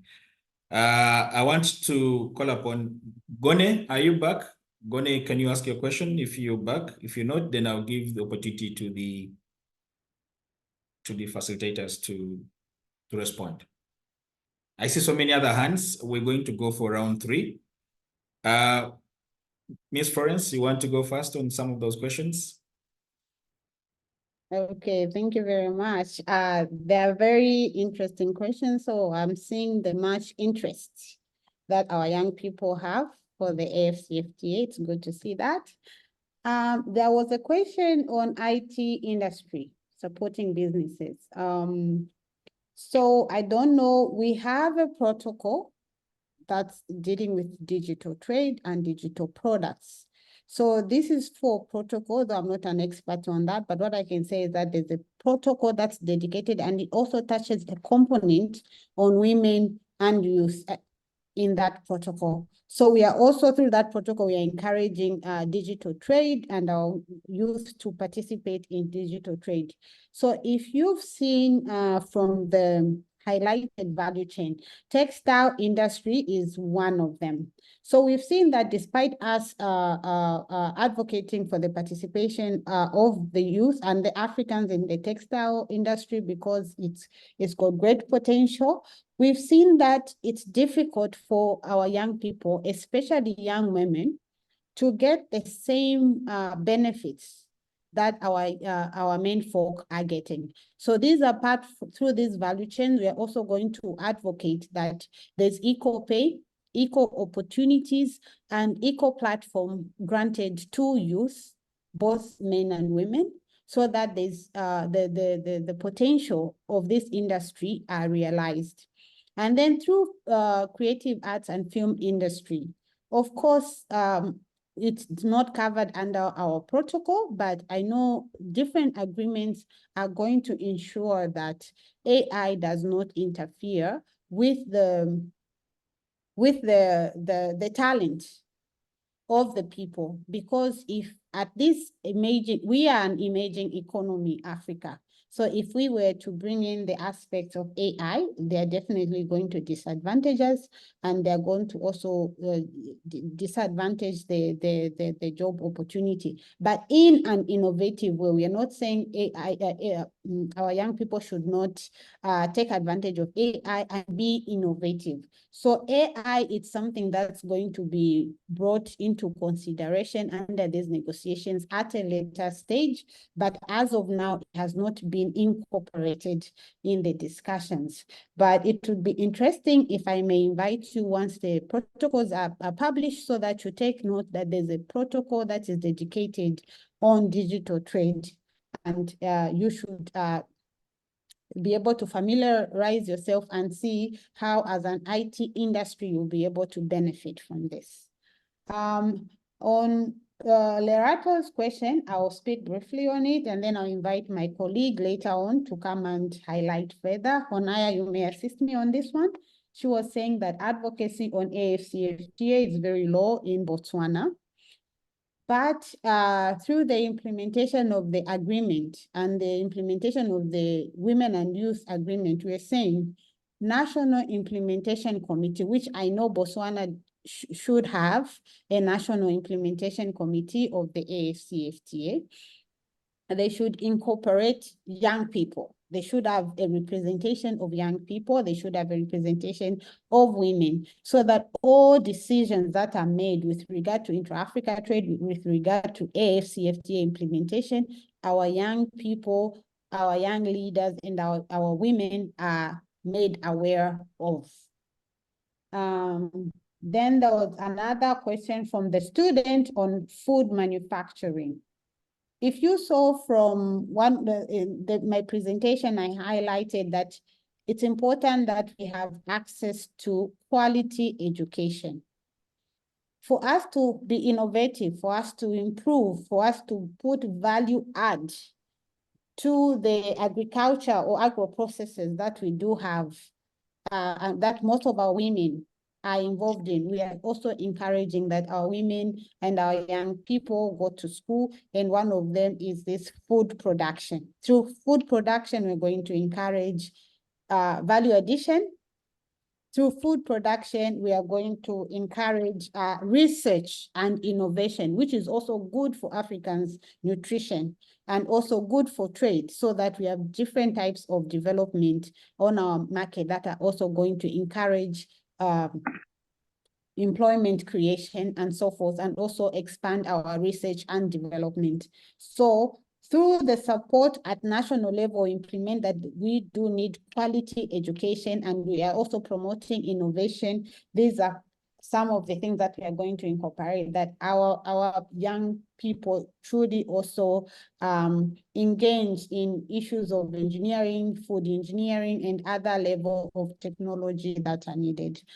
So that's my take on that. I also invite my friend Honaya to come and give her comments. Thank you. Thank you so much, Florence, for those responses. Gonaya, Miss Gonaya, please, you can take on. Thank you, Joshua. Allow me to give my responses without a video. Just to add on what Florence has just, my colleague Florence has just indicated in her response. Botswana has already gazetted the AfCFTA, meaning that they are very much ready to implement the agreement. And I think for now, we are waiting for finalizations on the National Implementation Committee constitution. And on the Protocol on Women and Youth in Trade, we actually have articles, I'm sure Ms. Florence has tackled it, where it actually urges member states to make sure that young people are represented under these national implementation committees. But apart from that, also to answer Ms. Olorato's question, we do also have youth activities at the Secretariat. Perhaps Ms. Aisha, my colleague, have spoken maybe about the Youth Symposium, the Conference on Women and Youth in Trade, and we are still reaching out to young people who are actually, advocating for women and youth economic empowerment. We have few youth institutions that we are working with at the Secretariat, including YALDA itself, Akoyaka. We also have the AfCFTA Young Entrepreneurs Federation, which is headquarters in Ghana, and it is well wide across Africa. So we do have a lot of young institutions that are actually focusing on advocacy on the AfCFTA, and we are really giving much support to them. And I think it's an issue of now that we have met Ms. Olorato through YALDA and the other colleagues who are here, who are youth activists, we could find a way of how to also support that advocacy journey through whatever networks that they will be part of. But my edge within this answer is that let us have also young people who are actually on trade. We are hosting meetings or conferences with the AfCFTA, and we are realizing that the people who come for these meetings are not necessarily young people who are on actual trade. We want to support young people who are the real, people who are experiencing the challenges when they want to trade their goods or services across Africa. We do understand the part of advocacy that is very important, but we also urge you as YALDA, get more entrepreneurs in terms of practical part of entrepreneurship, so that they could also benefit from such capacity building. I also wanted to tackle the question that I saw on the chat. A gentleman, I just joined with my laptop, so I missed the question, but he was asking on how the AfCFTA is going to tackle the financial systems in terms of harmonizing, different currencies across Africa.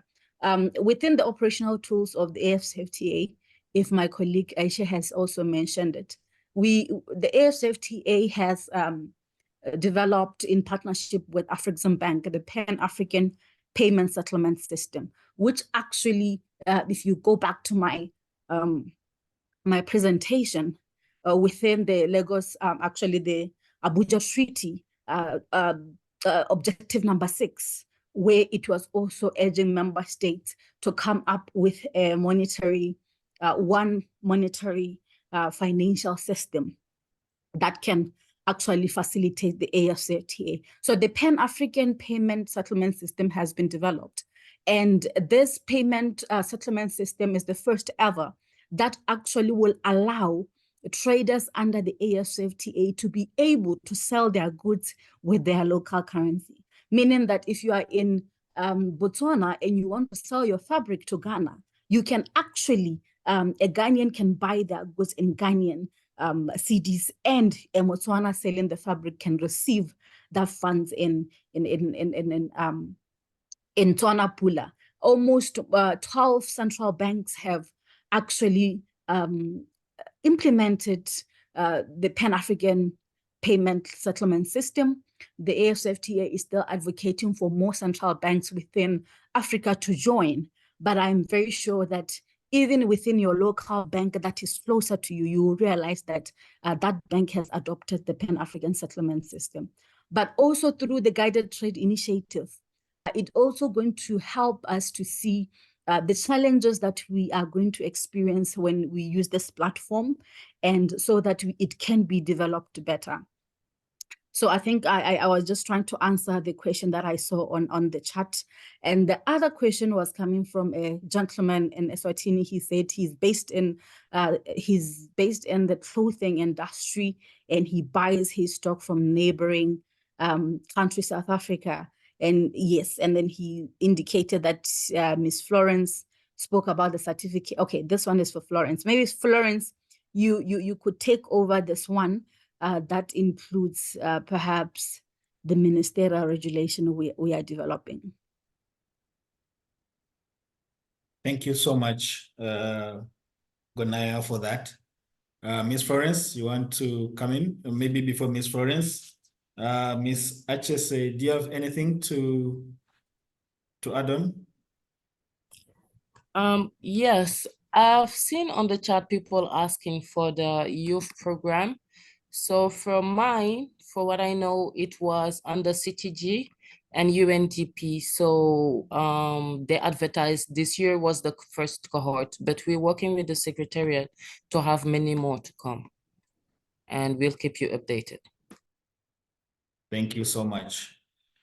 Florence, you want to jump in onto the last question that Gonaya passed to you? Oof. Yes, I heard what she said, but I did not clearly hear what the question was. So sorry if you may just come in, and due to the fact that we're in different places, so I did not get that clearly. What was the question again? So I was reading it from the chat, but I was reading it before I even saw that it was directed to Florence. So the gentleman was saying he's based in clothing industry. He says he buys his stock from neighboring country, South Africa. He's from Eswatini. And then he said he heard Ms. Florence that he will need a certificate to trade. Will that certificate be obtained from South?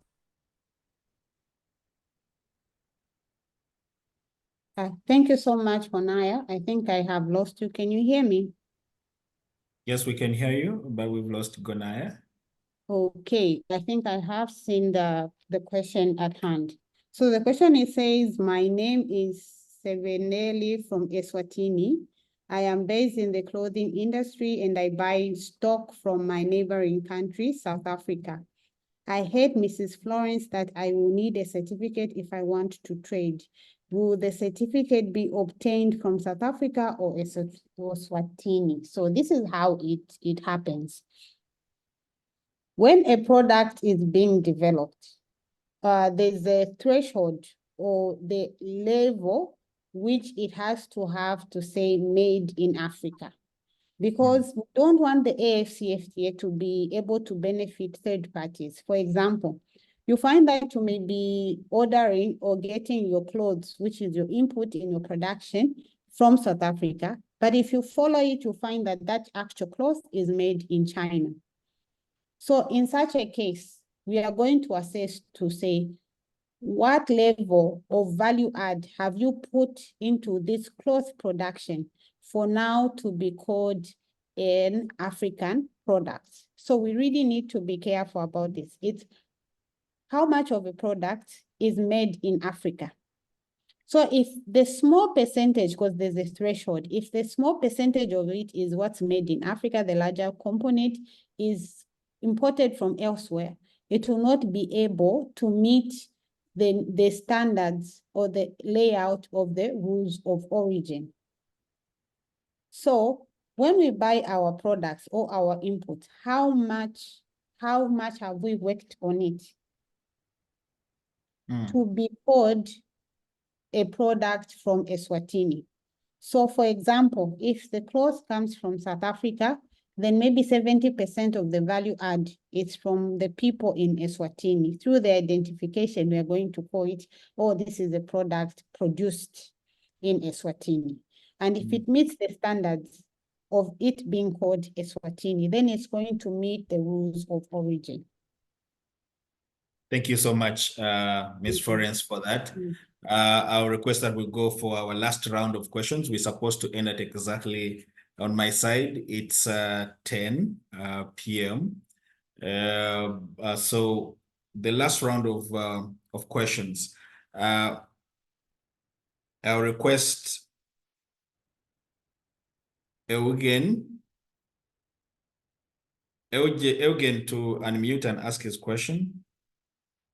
Mohomoti Eugen, please unmute and ask your question. As Martha Wainaina prepares to ask her question, please let's be fast on. Our time is fast spent. Martha, if you're ready, you can ask your question. Thank you. Thank you for the insightful session. My name is Martha Wainaina. I'm from Kenya, but currently in Turkey, and I'm pursuing international trade and specifically specializing in regional integration. My great interest is research around AfCFTA and everything else to do with international trade, but my focus is in Africa. So one of the greatest challenge we have is data. And I had Florence talk about we need to do research and development. Of course, that will, to increase the knowledge gaps that we have in Africa. So what are we doing about it? How can we go about it? I'm so interested to participate in research because I think as youths, we are looking for jobs, yes, but I think there is a huge gap in research and development, of which if people are trained or we identify the research gaps, we will increase, the employment rate for youths and also participate in very good job in doing research in terms of international trade. Maybe, I don't know whether that's a question, but it's an interest in my area. Thank you. God bless. Thank you so much, Martha. Mohomoti, if he's not there, let's have Ramadan. Ramadan? Yes. Hello. Yes. Oh, sorry. Hello. Please, yes. Introduce yourself, your country, and what you're doing. All right. My name is Mufumuchi. I'm the CEO of the Santago Travel and Tourism Desk. We transport about 15 million people daily. That is my area of interest, transport and logistics, and as well as travel and tourism. My question is around the need for the removal of barriers to trade, travel, and investment. It's a general question, really.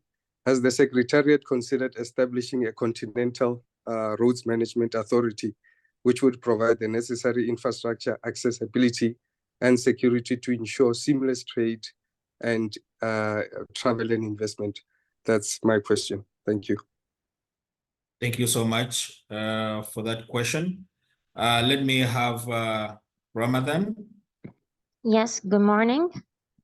I'm Ragda Ramadan. I'm from Egypt. I have a question. Is Egypt a part of a AfCFTA? And how women in Egypt could benefit from protocols for women, especially in the field of education? Thank you. Thank you so much, Ramadan, for that question. First on, William Rowe, well, if you're ready. If William is not ready. Yes, William. Yes. Thank you so much. Yes, I'm William Rowe from South Sudan.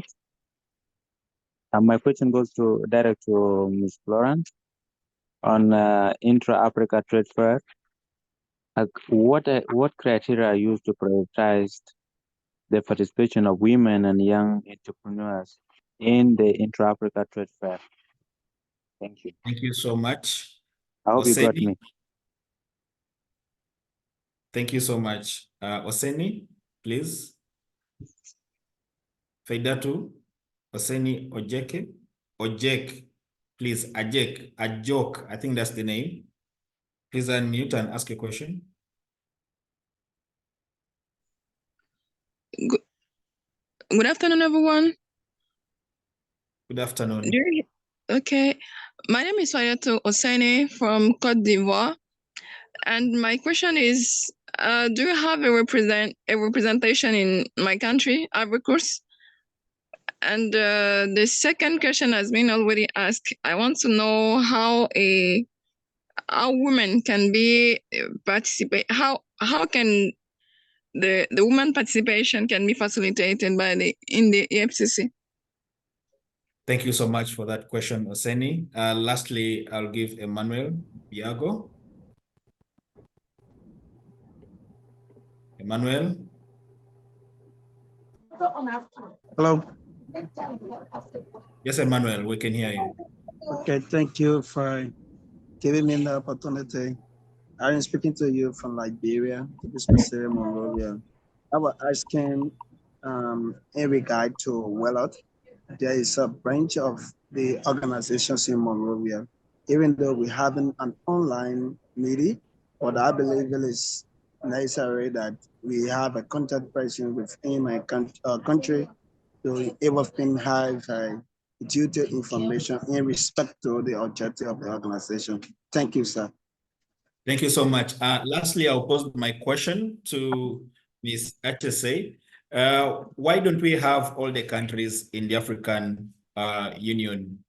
Why haven't they all submitted to the protocols and why are they implementing? Thank you so much. And I'll open up to the facilitators to be able to answer the questions.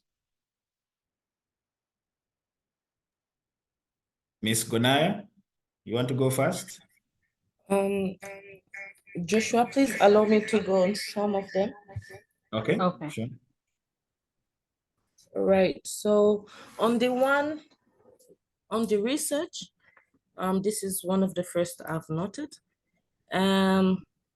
We have, like, for the youth symposium, for example, we have the Youth Innovation Challenge, which brings youth across Africa to propose solutions or innovative ideas that will help achieve the AfCFTA goals, and mostly that will participate in helping us implement the protocol on women in youth and trade. There is also the debate challenge, which will bring universities, and maybe Honaya will complete on that.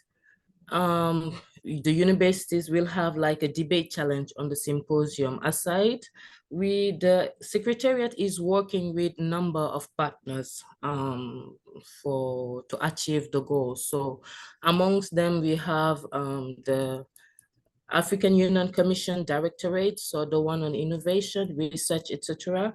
We have the AUCFA, so we have the Pan-African universities, we have the centers on STEAM, STEAM in French, like l'éducation en STEM.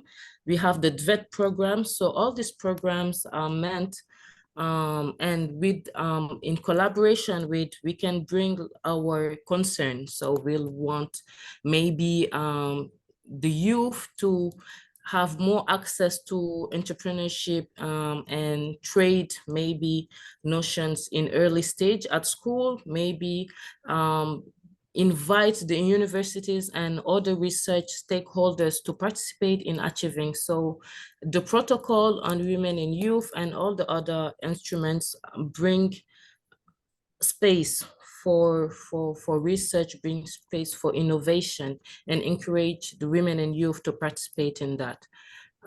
Aside of that, we had the question on Egypt.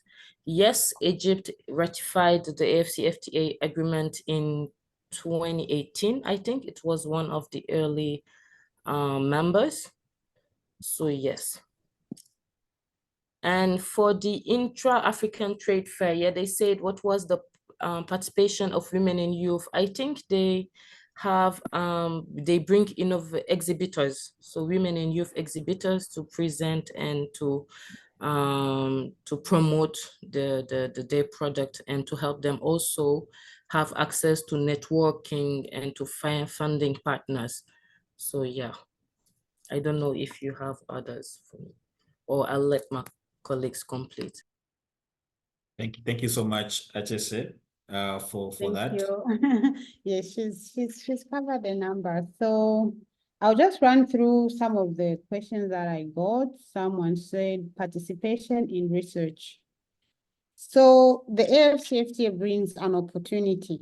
So when you know that there's a gap, this is where us as young people, we need to seize an opportunity of this gap, do something so that we are able to seize the moment. And it can also be a form of employment. You are able to partner with a number of think tanks and institutions such as the ITC, UNECA. These are institutions that are looking into research and data collection. So if you have an interest or you're already working in this area where you're able to get this data that is missing, we have available institutions that are ready to partner with you, and we can also ask as the AfCFTA so that we do utilize this disaggregated data so that we put in interventions that are going to really speak to the challenges and the interventions that we hope to achieve. And then there was a question on one gentleman on transport and logistics, and also having a national road authority, a continental road authority. So I do know that under the trading services, transport and communication is part of the sectors that have been liberalized. So it's already under discussion, but the way it has been negotiated, it's transport as a component. It hasn't brought in transport and logistics. So now they're going to be developing a framework that's going to cover transport and logistics. When they'll have a road authority, I do not know. But what is required in the negotiations is that countries are able to liberalize so that they're able to avail the laws and regulations under their transport authority, so that when you are trading through road transport, you are able to know when I'm trading under cross-border, I'm giving services, maybe it's mostly not attainable, or maybe if I want to establish a transport service in this country, what rules, regulations will apply to me? So this is the discussion for now. How will the transport service, if I want to go establish in this country, or this country needs to invest in my country, what are the regulations that they need to meet so that I'm able to participate and provide services in the transport services? But what I understand is negotiations have not advanced where now we have to have a national road authority, but I stand to be guided. I'm not a professional on that. Egypt has been very vocal, very participating in our protocol and in all other protocols of the AfCFTA. So my sister from Egypt, yes, we do have a representation of Egypt. And the chairperson of the Africa Federation of Business is actually an Egyptian. So you are welcome to get in touch with us, also to participate in our in our programs. If you do belong to any associations in Egypt or in the North, please do get in touch with us. We really want representation from that end. Representatives of Ivory Coast. Yes, Ivory Coast is a part of us, is a part of the Secretariat. We have a number of colleagues from Ivory Coast. And also in our meetings, Ivory Coast is there to participate and has also contributed to the development of the protocol. They also participate in the regional programs that we have with women and youth from the region, from the Western region. I don't know if I missed a question, but from my end, that's what I was able to cover. Thank you very much. Thank you so much, Ms. Florence. Ms. Gonaya, I think she said something. Yeah, I think it's just to wrap up, Joshua. But I was more interested on the question from the gentleman who was talking about the roads authority. I think his question was coming from the fact that he is aware as a logistics person, the state of the roads. So he was wondering if there are any provisions within the AfCFTA agreement that urges member states to develop their roads. But I think in general, it's a question that wants an answer on how is the Secretariat or the agreement urging infrastructure development. And as the agreement is eliminating trade barriers and promoting easy access to markets within the continent. The agreement urges and encourages the growth of industries and in trade, right? And I think this talks about efficient transportation networks, including roads, railways, ports, to facilitate the movement of goods and services across borders. And the infrastructure, I think he's also, for me to also complement the answer on the roads. The agreement also, urges member states to invest in the infrastructure of digital trade. So it's an issue of, we do have these protocols, and these protocols actually also takes into account the state of our infrastructure, and they urge that if the digital trade protocol is going to be implemented, the structure of digital connectivity has to be improved across member states. And because these are legally binding protocols, we believe that as much as countries have agreed to say we are very much ready to trade, they are also saying we are very much ready to commit to develop our infrastructure so that the implementation of the AfCFTA can be accelerated. Thank you very much. Thank you so much, Ms. Gonaya, Ms. Achese, and Ms. Florence. I want to ask each one of you in speed of lightning, 30 seconds, just say your closing remarks so that we can wind up the session.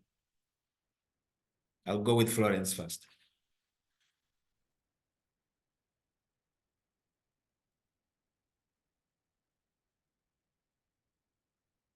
Ms. Florence, your closing remarks.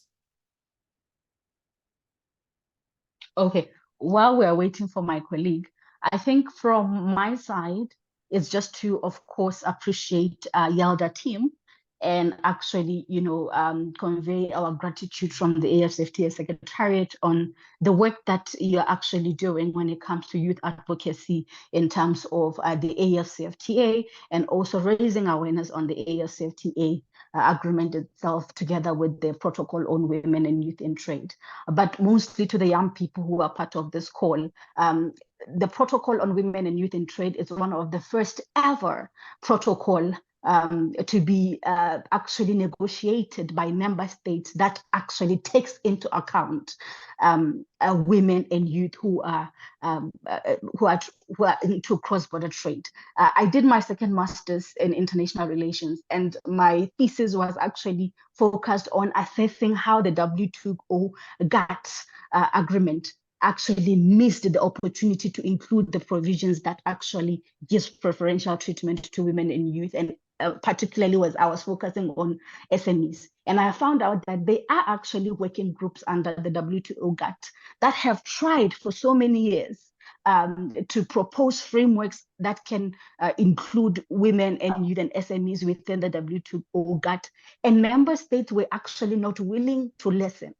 So the AfCFTA agreement and the protocol, the protocol on women and youth under the AfCFTA agreement becomes one of the first, and actually one of the first legally binding documents. And when we are saying legally binding, we are saying that member states are agreeing that whatever that comes with the protocol on women and youth and its provisions, they are agreeing to actually implementing whatever they have signed to. So it is up to the young people on this call who are into trade, who are interested in AfCFTA, to take advantage of the document and actually also be innovative, because the AfCFTA actually just promotes, African innovation that can be traded under the AfCFTA. So I want to thank you, and we are always available at the Secretariat to assist with any kind of assistance that YALDA might need in regard to inclusion of women, youth, SMEs, and empowerment of women, youth, and SMEs. So thank you, and we look forward to continuing this collaboration. Thank you so much, Ms. Gonaya. Monet Sethra, who is the youth and trade expert for the African Free Economic Trade Area at the Secretariat. I also want to give the opportunity to Ms. Achese to give her closing remarks. All right, so we'll finish with our senior, Ms. Florence. So from my end, myself, I am still learning a lot on trade. This was an opportunity for me to learn further because I come from a civil servant background. Actually not an expert on trade, but I was going also through the responses, and I've seen like there is youth all across Africa, and this is just a nice thing to see. We've come a long way, and we have today the opportunity to build together, to grow together, and to rise together within the AfCFTA agreement. So I hope that we will all take good opportunity of this, and that we'll all work together to make Africa great. And yeah, thank you so much, Joshua. Thank you to the YALDA team, my colleagues, and thanks to all the youth that took their time today to attend to this session. Thank you so much. And Thank you aussi, so much. pardon à mes camarades français, I've seen some of complaints from my French people. Yeah, yes. On s'excuse pour ça. Thank you so much, Ms. On n'est pas Achese, sûr, on a tous compris. for really tapping into that. Yes, I saw the comment on the people from the Francophone countries. I think we'll please write your questions in French. Don't worry, we'll have people who will translate them, or even we have so many of our facilitators of these sessions who will be able to read them in French and give responses. We'll be able to share these responses with everybody who registered to be a part of this webinar. So Ms. Florence. Yes, thank you very much. Thank you for incorporating the AfCFTA to be able to speak with our young people. As you know, the AfCFTA is there for the African people. We are there to serve you, and we are there to be guided by the needs and interventions that are important to ensure that we leverage what we have and we accelerate the growth of the young people. We enhance innovation, and also we utilize the resources that the young people bring to the continent. So we are thankful for you, our partner, and our various partners that may be logged in the support that you've given us as a Secretariat in achieving what we've achieved so far. The road has not ended here. We still have much to be done. And for our young people, an opportunity has been presented. Many benefits usually are attained by those who are able to grab the opportunity first, then you wait for others to go in. So please seize the moment. Opportunities are many. There are many various value chains that are under considerations. There are many platforms. I encourage you to visit our website, our LinkedIn, as many times as you can see, so that you're able to see updates and also immerse yourself on what's happening, what's going to happen, so that you see what you can participate in and what you cannot, maybe for future references, and you do something that's going to work with the resources that you have. So I just want to say thank you. The African continent is bright because we have a very bright population and very intelligent people who are very energetic. So please, let's seize the moment. Thank you very much. Thank you so much, Florence, for those kind words. And I want to take the opportunity to thank each one of you who has been part of this session. I'm going to do one more request. Please, let's all put on our video, and the technical team, let's go into the view for everybody to be part of the screenshot. Please, can I say something just before ending? Okay. 30 seconds. Okay, during my intervention, I forgot to say what I'm doing professionally.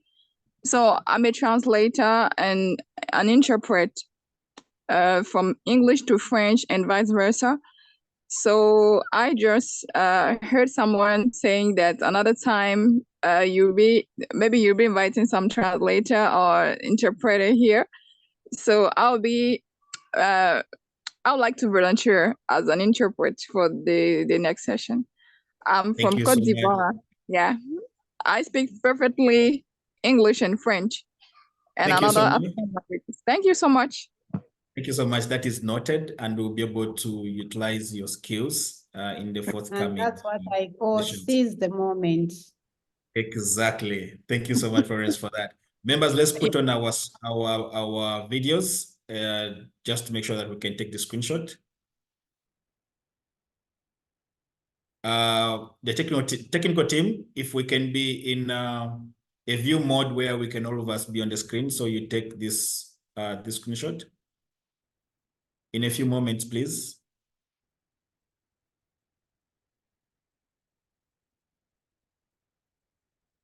Can you give me the guide review? Yes, yes, members, that's great. I see Toswalo doesn't have a picture. Yes, technical team, please take the shots and let me know. We have 5 slides. Please go through all of them. Thank you. Another slide. Okay, some people haven't activated their videos. Maybe they're not in comfortable places. Okay. Thank you so much. The third slide, please. The third slide has very few people with their videos. Okay. The fourth slide. And the fifth slide. I think my technical team, please, I think we've had all these shots. I want to take the opportunity to thank each one of you who is on this platform, the young people, the young traders. It's our time to be able to support one of the biggest initiatives on the African continent, and also the most friendliest to young people and the women in trade. It's one of the moments that I think we cannot let go. Young people are the drivers of this movement. So seize the opportunity, talk to your country, talk to policymakers, speak to those in charge of trade, speak to the ministries of trade on many of the things that we've talked about. Our next session will be on 26th, and it will be handled by UNECA, United Nations Economic Commission for Africa. And I want to thank our speakers today. Thank you so much for the information. Thank you for the deliberations. And I want to thank all our sponsors, all our partners on this course. Thank you so much. And YALDA loves you. I love you so much, Joshua from Uganda, and also a very big trader in this country. So I do a lot of cross-border trade. Thank you so much and have a blessed evening. Thank you. For those who have an evening and a good morning, for those who have a good Good morning. night. Thank you. Good afternoon for those who are in the Bye-bye.